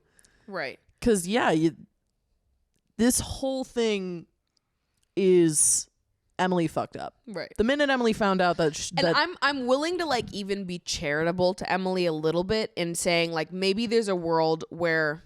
Well, but no. There really isn't. I'm trying to make like excuses for her inside my brain. Like the best excuse you can make is like, listen, we're human and we all do shitty Right. things sometimes. Well, because the thing is like if she stopped hooking up with him but didn't say anything, I would have like more empathy for that situation, because I think when you've never been in that situation before and you're just like you're not wanting to hurt someone else and be like the bearer of bad news. Yes. Depending how old you are as well, I like have empathy for someone that just like doesn't know what to do with that information, so then they just sort of like remove themselves and go silent. Yeah. But the fact that you would keep sleeping with someone after knowing, then I'm like, well, the empathy is gone. Yeah. No more empathy for that. Again, so I don't know. There's Emily. I think you just fucked up. I don't think there's any way around it. I don't think I can be on Team Emily. Emily, I'm so now's sorry. your chance to to again provide us with a rebuttal. Right. Emily, we hold the floor open. You have 5 minutes.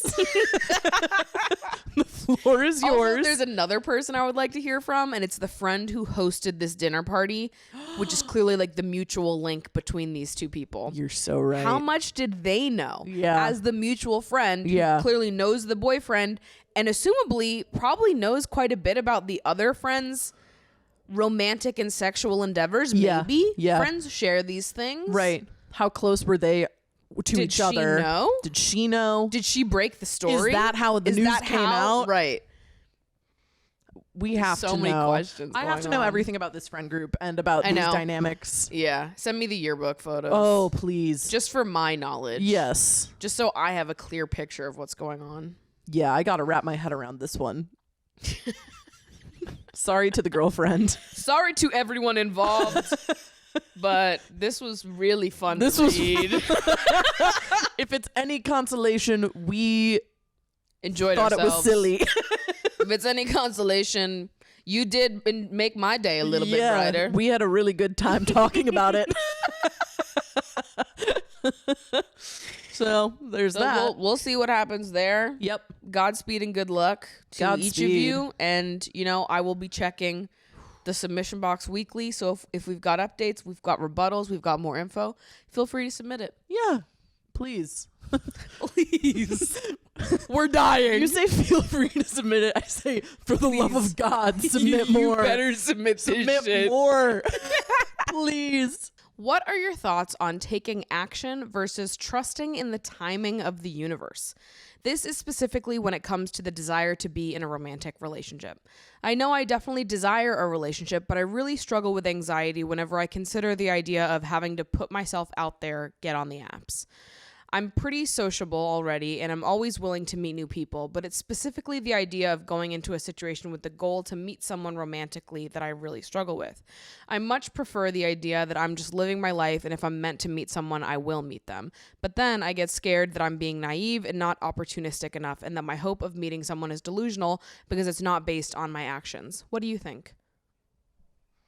It sounds like this question was pulled directly from my brain and put into I this know. computer. Yeah, I mean, listen, this is the age-old question. This is the age-old question. My thoughts on this have changed over the years, to be honest.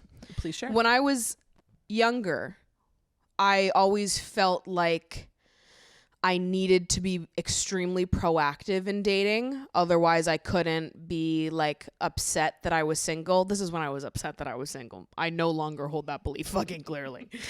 This was like when I was 16, 17, 18, 19. Once I moved to New York and I got on dating apps, I got on them immediately and stayed on them because I was like, I can't be upset that I'm single. I can't be like indulging on my like loneliness to my friends all the time if I'm not doing anything to change that. Right. I really want to meet someone. I'm feeling lonely. I want to be in a relationship. So I'm going to put myself out there and do that. And I felt like it would have been annoying for me to not be proactive about it when it's something that was like so heavy on my heart and was really like bothering me at that stage in life. I didn't like being single. Mm-hmm.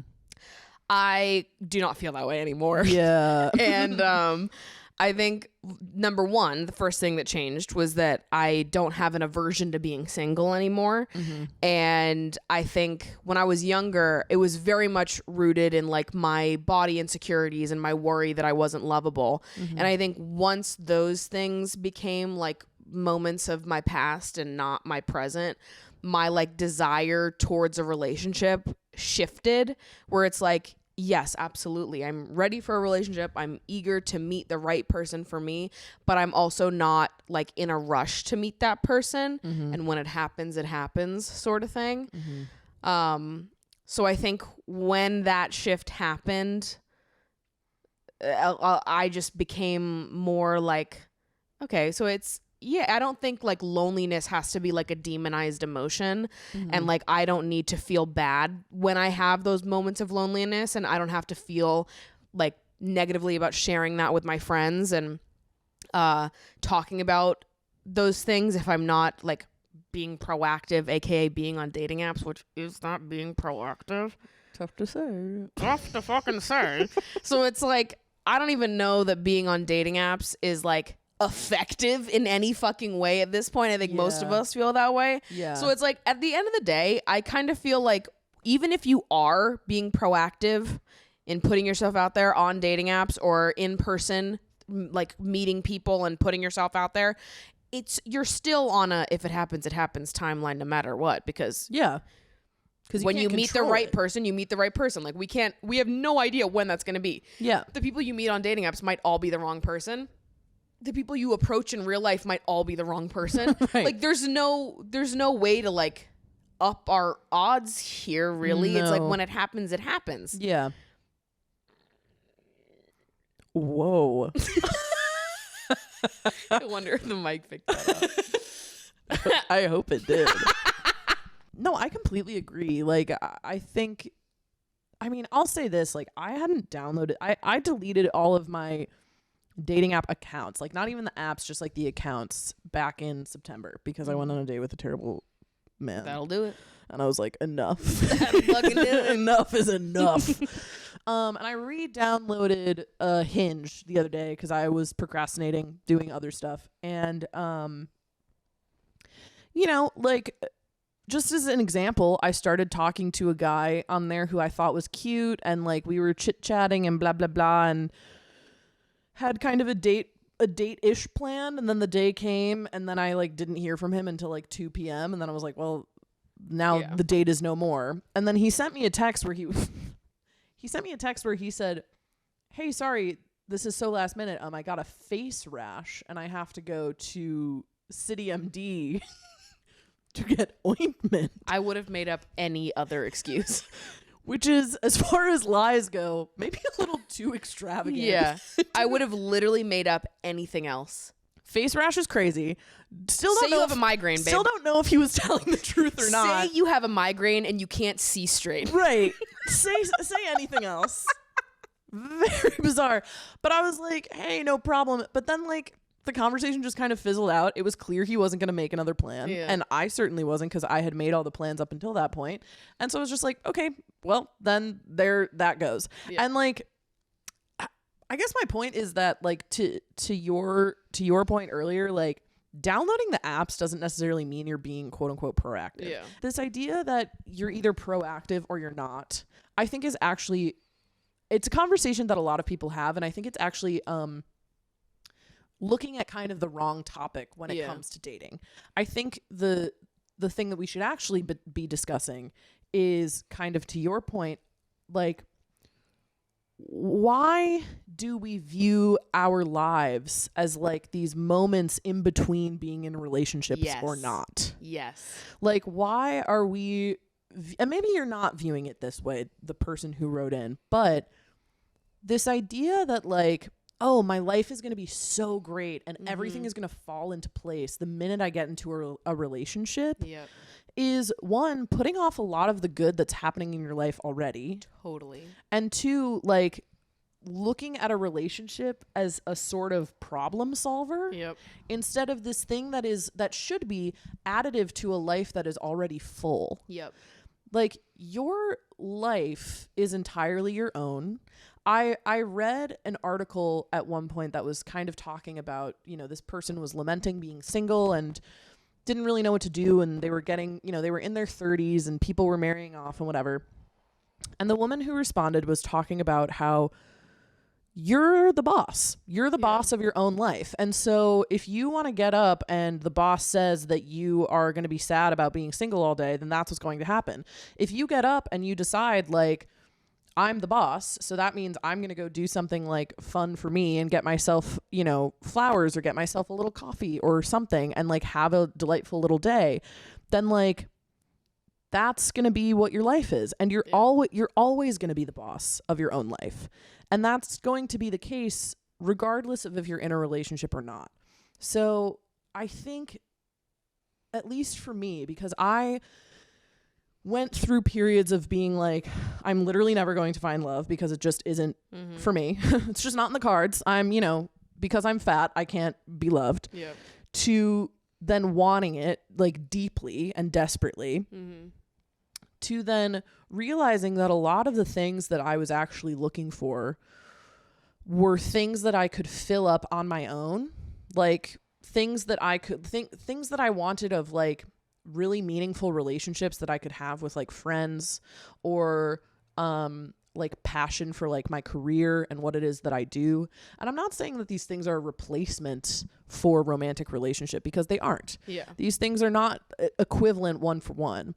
But I was attributing every single problem that I had in my life to me not being in a relationship. Totally. And I think the minute that you divest those ideas from one another is the minute that getting into a relationship isn't like this, like finding your other half. It's this like cherry on top of, again, a very full life that you yourself already have. And yeah, those moments of loneliness like do happen because you're a person and you want to be in a relationship. So like that'll happen.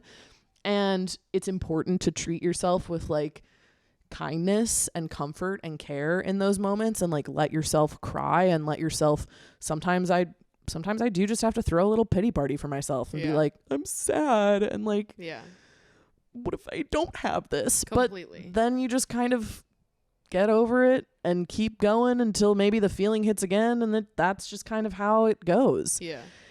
And I also think it's really easy to say I want to be in a relationship. But if you start looking at the people in your life who are in relationships and you start kind of observing what's going on with them and like how they interact with one another. I mean, listen, I've seen a lot of good relationships in my life. Totally. I've seen a million bad ones. I've seen 100,000 trillion terrible relationships where people are in these things for years and they clearly don't like their partner. Clearly. And, you know, that to me, it's like, I have seen so many people regret staying in a relationship for so long that they weren't happy in. I've never seen someone regret breaking up with someone and being single for a while. Not once. Never. I've never, like maybe at first they're like, oh, I miss them, blah, blah, blah. And then later they were like, whoo, can't believe I dated that person for so long. Completely. That's great. I've never seen someone regret that. Ever. No, absolutely. I was to go back to what you said about like the like having the like title of a relationship, having that be like the most important thing, I think like really denies us a lot of like the joy and connection that comes in like the meandering road of getting to know people and discover the like value they have in our lives. I was talking to my friend Kath about this. Shout out Kath Rout. Woo. And she had made this point to me where it's like, you are someone who like enjoys the like winding road of getting to know someone and just like discovering what a connection is, discovering that vulnerability and like getting to just like connect with people on a deeper level. It's not about the title of a relationship. That is not the important part. Right. And that's been something I've thought about a lot recently with like my situation that I've spoken about briefly on the podcast, but just like not needing, not like my hope in like meeting people that I connect with is not that like if we don't end up together, it was all for nothing. Yeah. Like getting to meet people that are special to you in this life, that you connect with, that you are like intertwined with for any amount of time, whether it results in a relationship title or not, is special. Yeah. And it's like when we boil things down to just like, I'm someone's girlfriend or I'm not, you miss out on so many connections and like appreciating them for what they are. Yeah. Which is really like quite wonderful and rich when you're like willing to get down on something simply because you were not boyfriend and girlfriend. Yeah.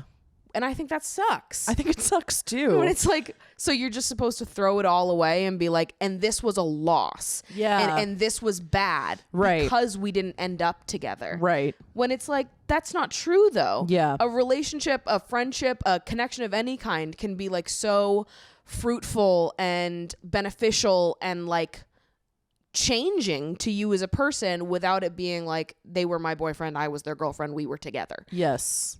I completely agree. I think it strips away a lot of like the fun of a human experience. Yeah. Which is making these connections with people and seeing where it goes. Completely. That's part of the fun of life, and it is it can be incredibly frustrating to not know where something is going. Totally. It can be really it can be really hard to wake up and just be like, maybe I'll meet my soulmate today. Yeah. You know, like I went to an event last night that was like a dating event, and my friends and I were joking beforehand, like, okay, are we all ready to fall in love? Like, like, you know, at this event where like no one there was interested in us and vice versa. But like, I don't know, it's fun to have fun with it. And I think people can get really trapped in this idea of like, I don't know. A finish line. Yeah, a finish line instead of like just have fun with it.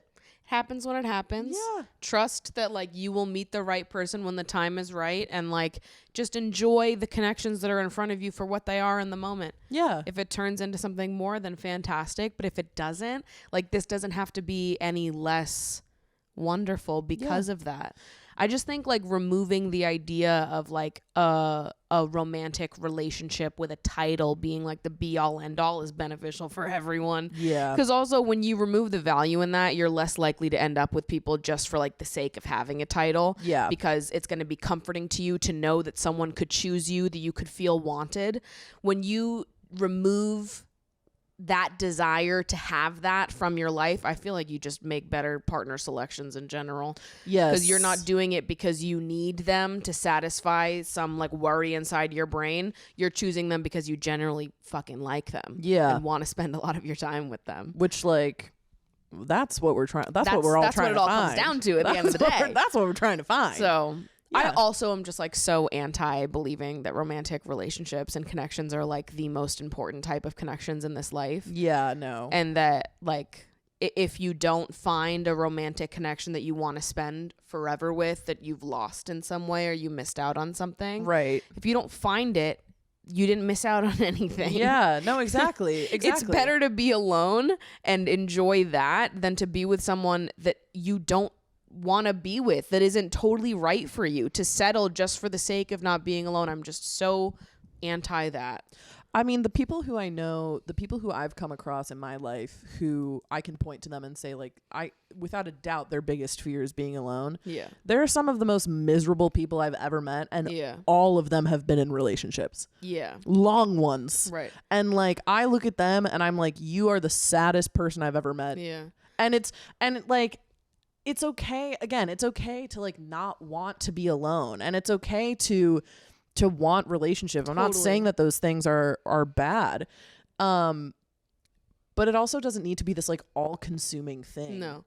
I think there's a healthy balance that needs to be struck between like acknowledging your want for companionship and love and connection, but also not letting that be like the driving force in your life. And if you don't have it, everything falls apart. Right. And this is exactly why I think prolonged periods of singlehood are necessary to a person's growth. Like, I just think that you need to spend prolonged, emphasis on prolonged periods of time in your life single, getting comfortable with who you are alone, because I just think that when you put all of your hopes into this relationship, I don't think it ends well for lots of people. Well, and I think you become every instance where you are alone and you experience something where you are like uncomfortable and then you're able to like sit with that and work through it. I just think it makes you a more powerful person. Totally.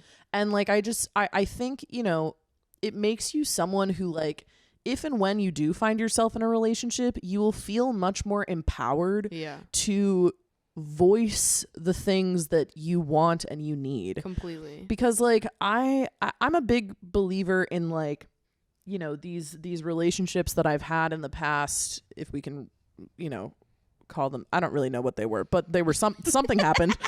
But like, I'm a big believer in like these connections that happened, right? That like, even if they ended in a weird way or in like a hurtful way or whatever, I can still like take things from these connections and like learn something about myself. Yeah.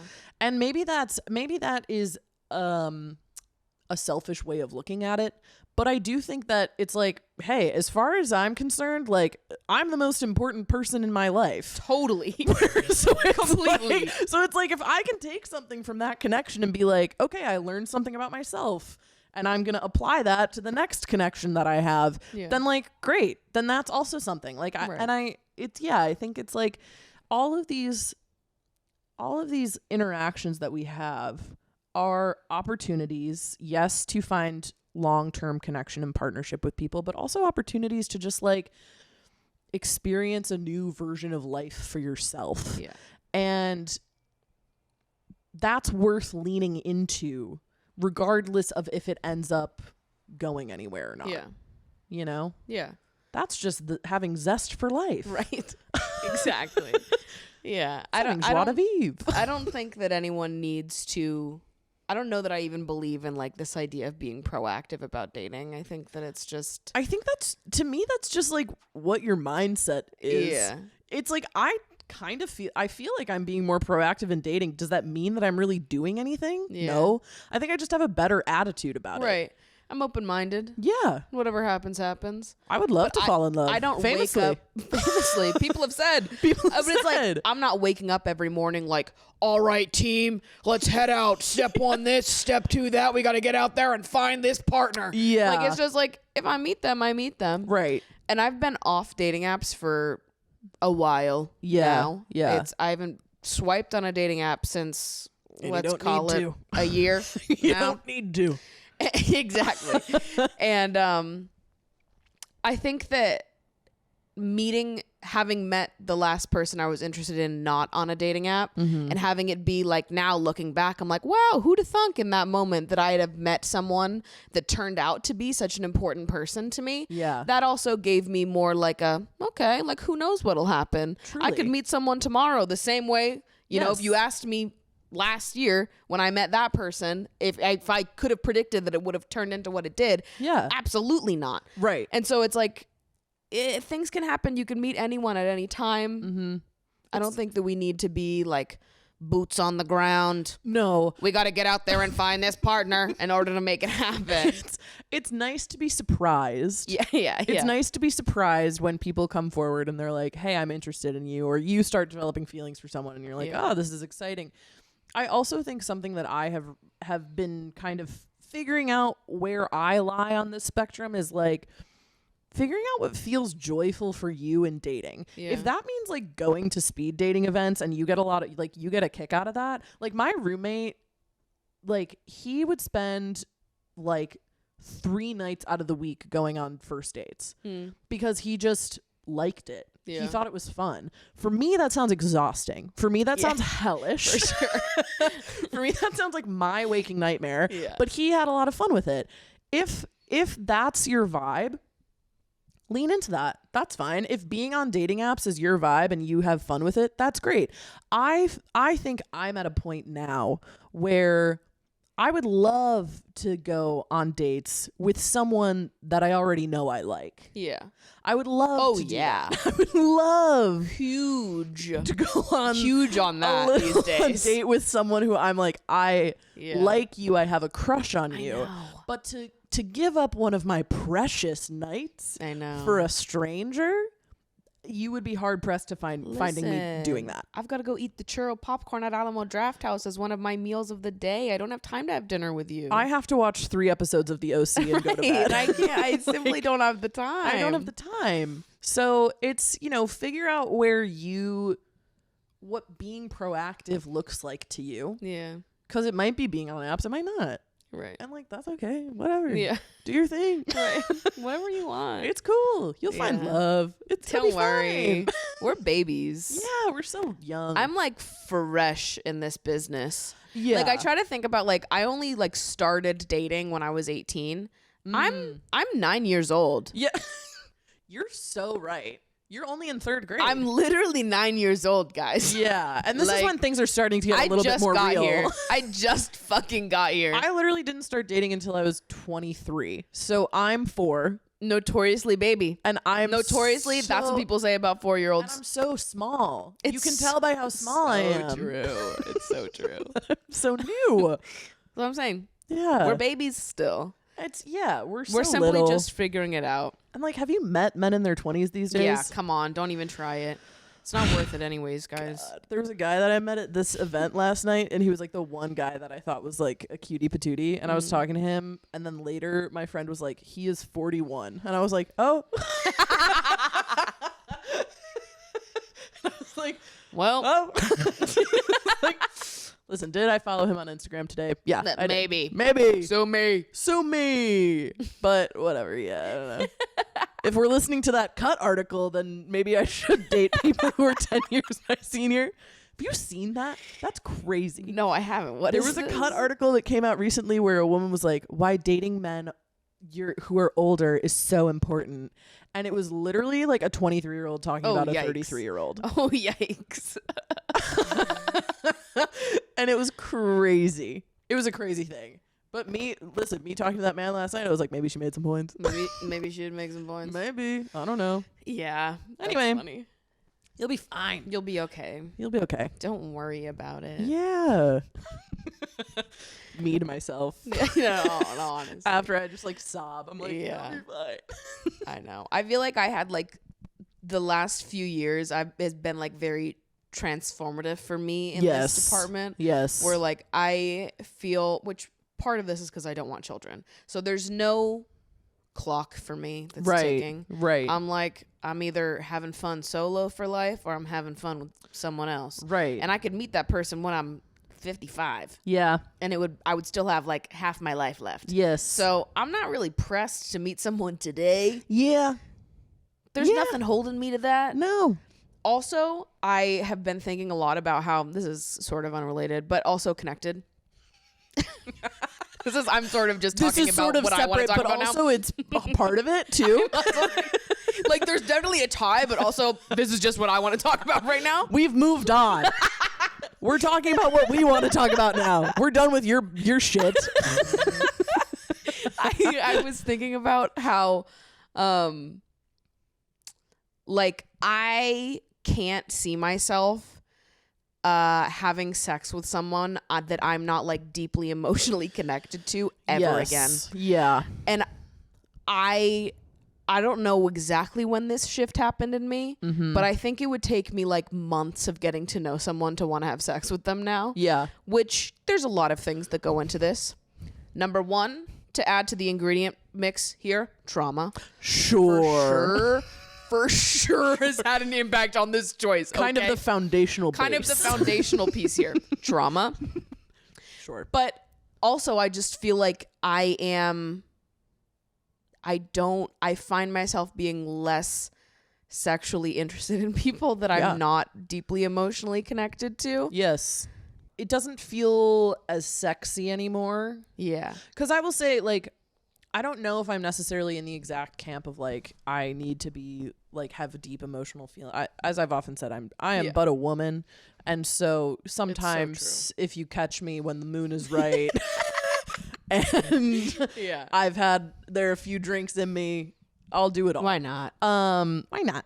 But I do feel similar in that I don't necessarily. I used to be in team have sex with a stranger. Yeah. Kind of whenever I wanted. Yeah. And that for me was fun and served a purpose at the time. And now I just think I'm in a place where what I want is different. Totally. So, and what I want is more. Right. And I think that like that is that's also a big part of it too, where it's I've like downloading these apps and like there are guys that I'm messaging and they're like, what are you up to right now? And I'm like, I'm not gonna have sex with you. Like it is interesting. Like I feel like I've just noticed a complete like libido shift in me. Yeah. Where it's not that I'm not feeling like horny or like into sex. Yeah. I'm masturbation schedule. We're sticking to it. Okay. We're still getting in there and doing the research that needs to be done. Okay. It's a well-run ship. Let's say that. Listen, ship is in no need of repairs. It's running just fine. Don't you worry.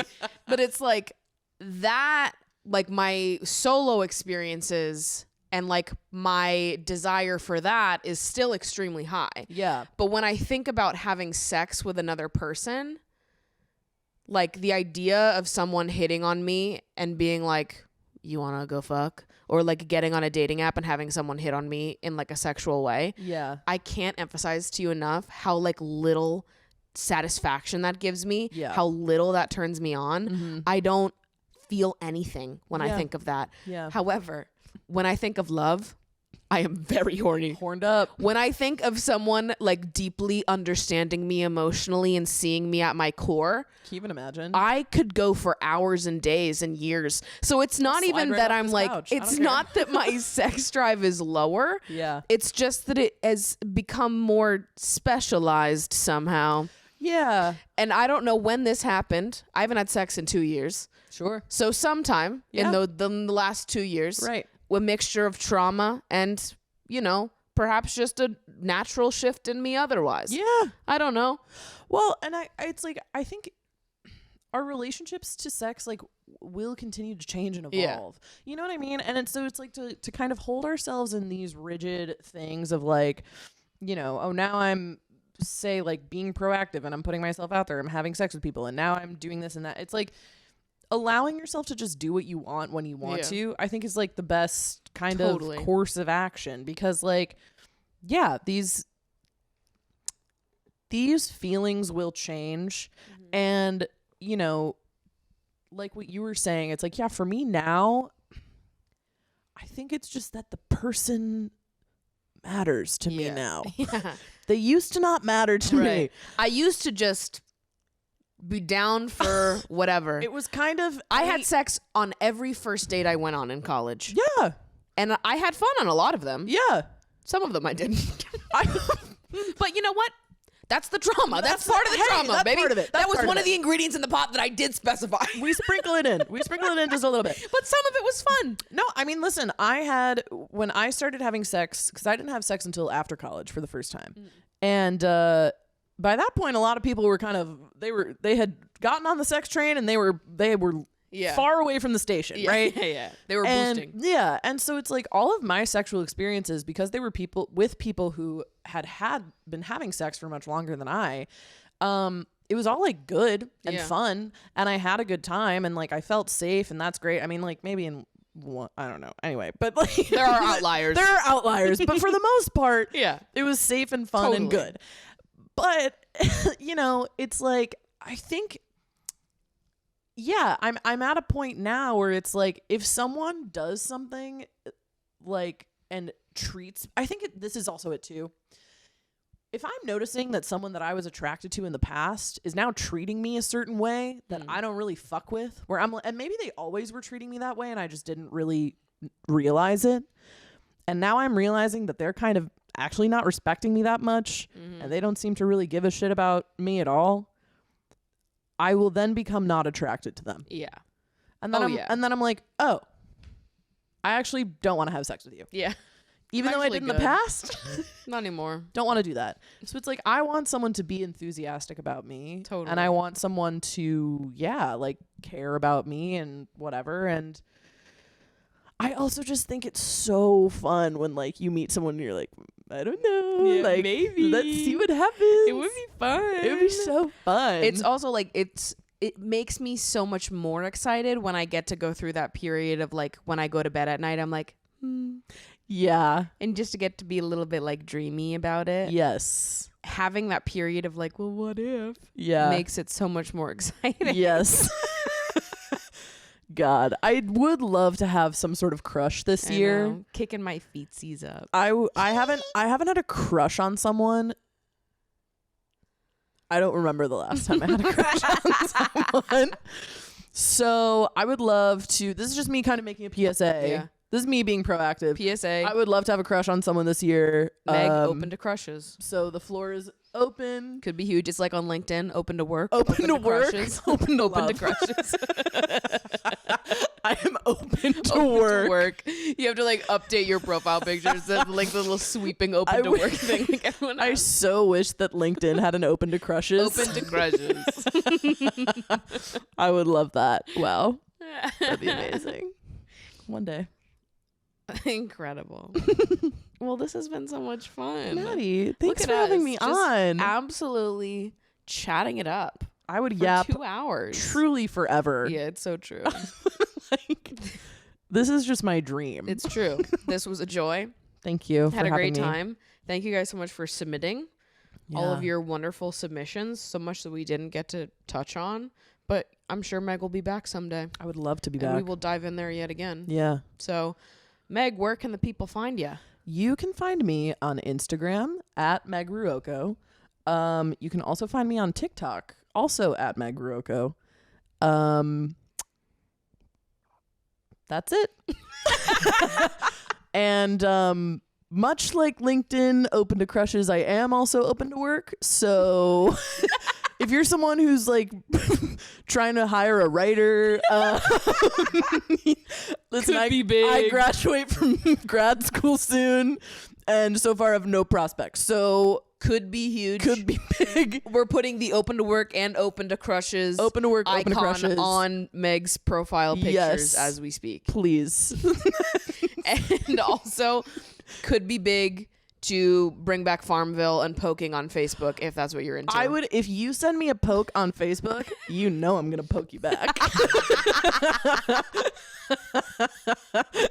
Let's get that up and running again. It's so true. Someone needs to do it, and maybe it'll be us. Maybe. Trendsetters. So with that, thanks for hanging out, you guys. Love you so much, and I will see you next week.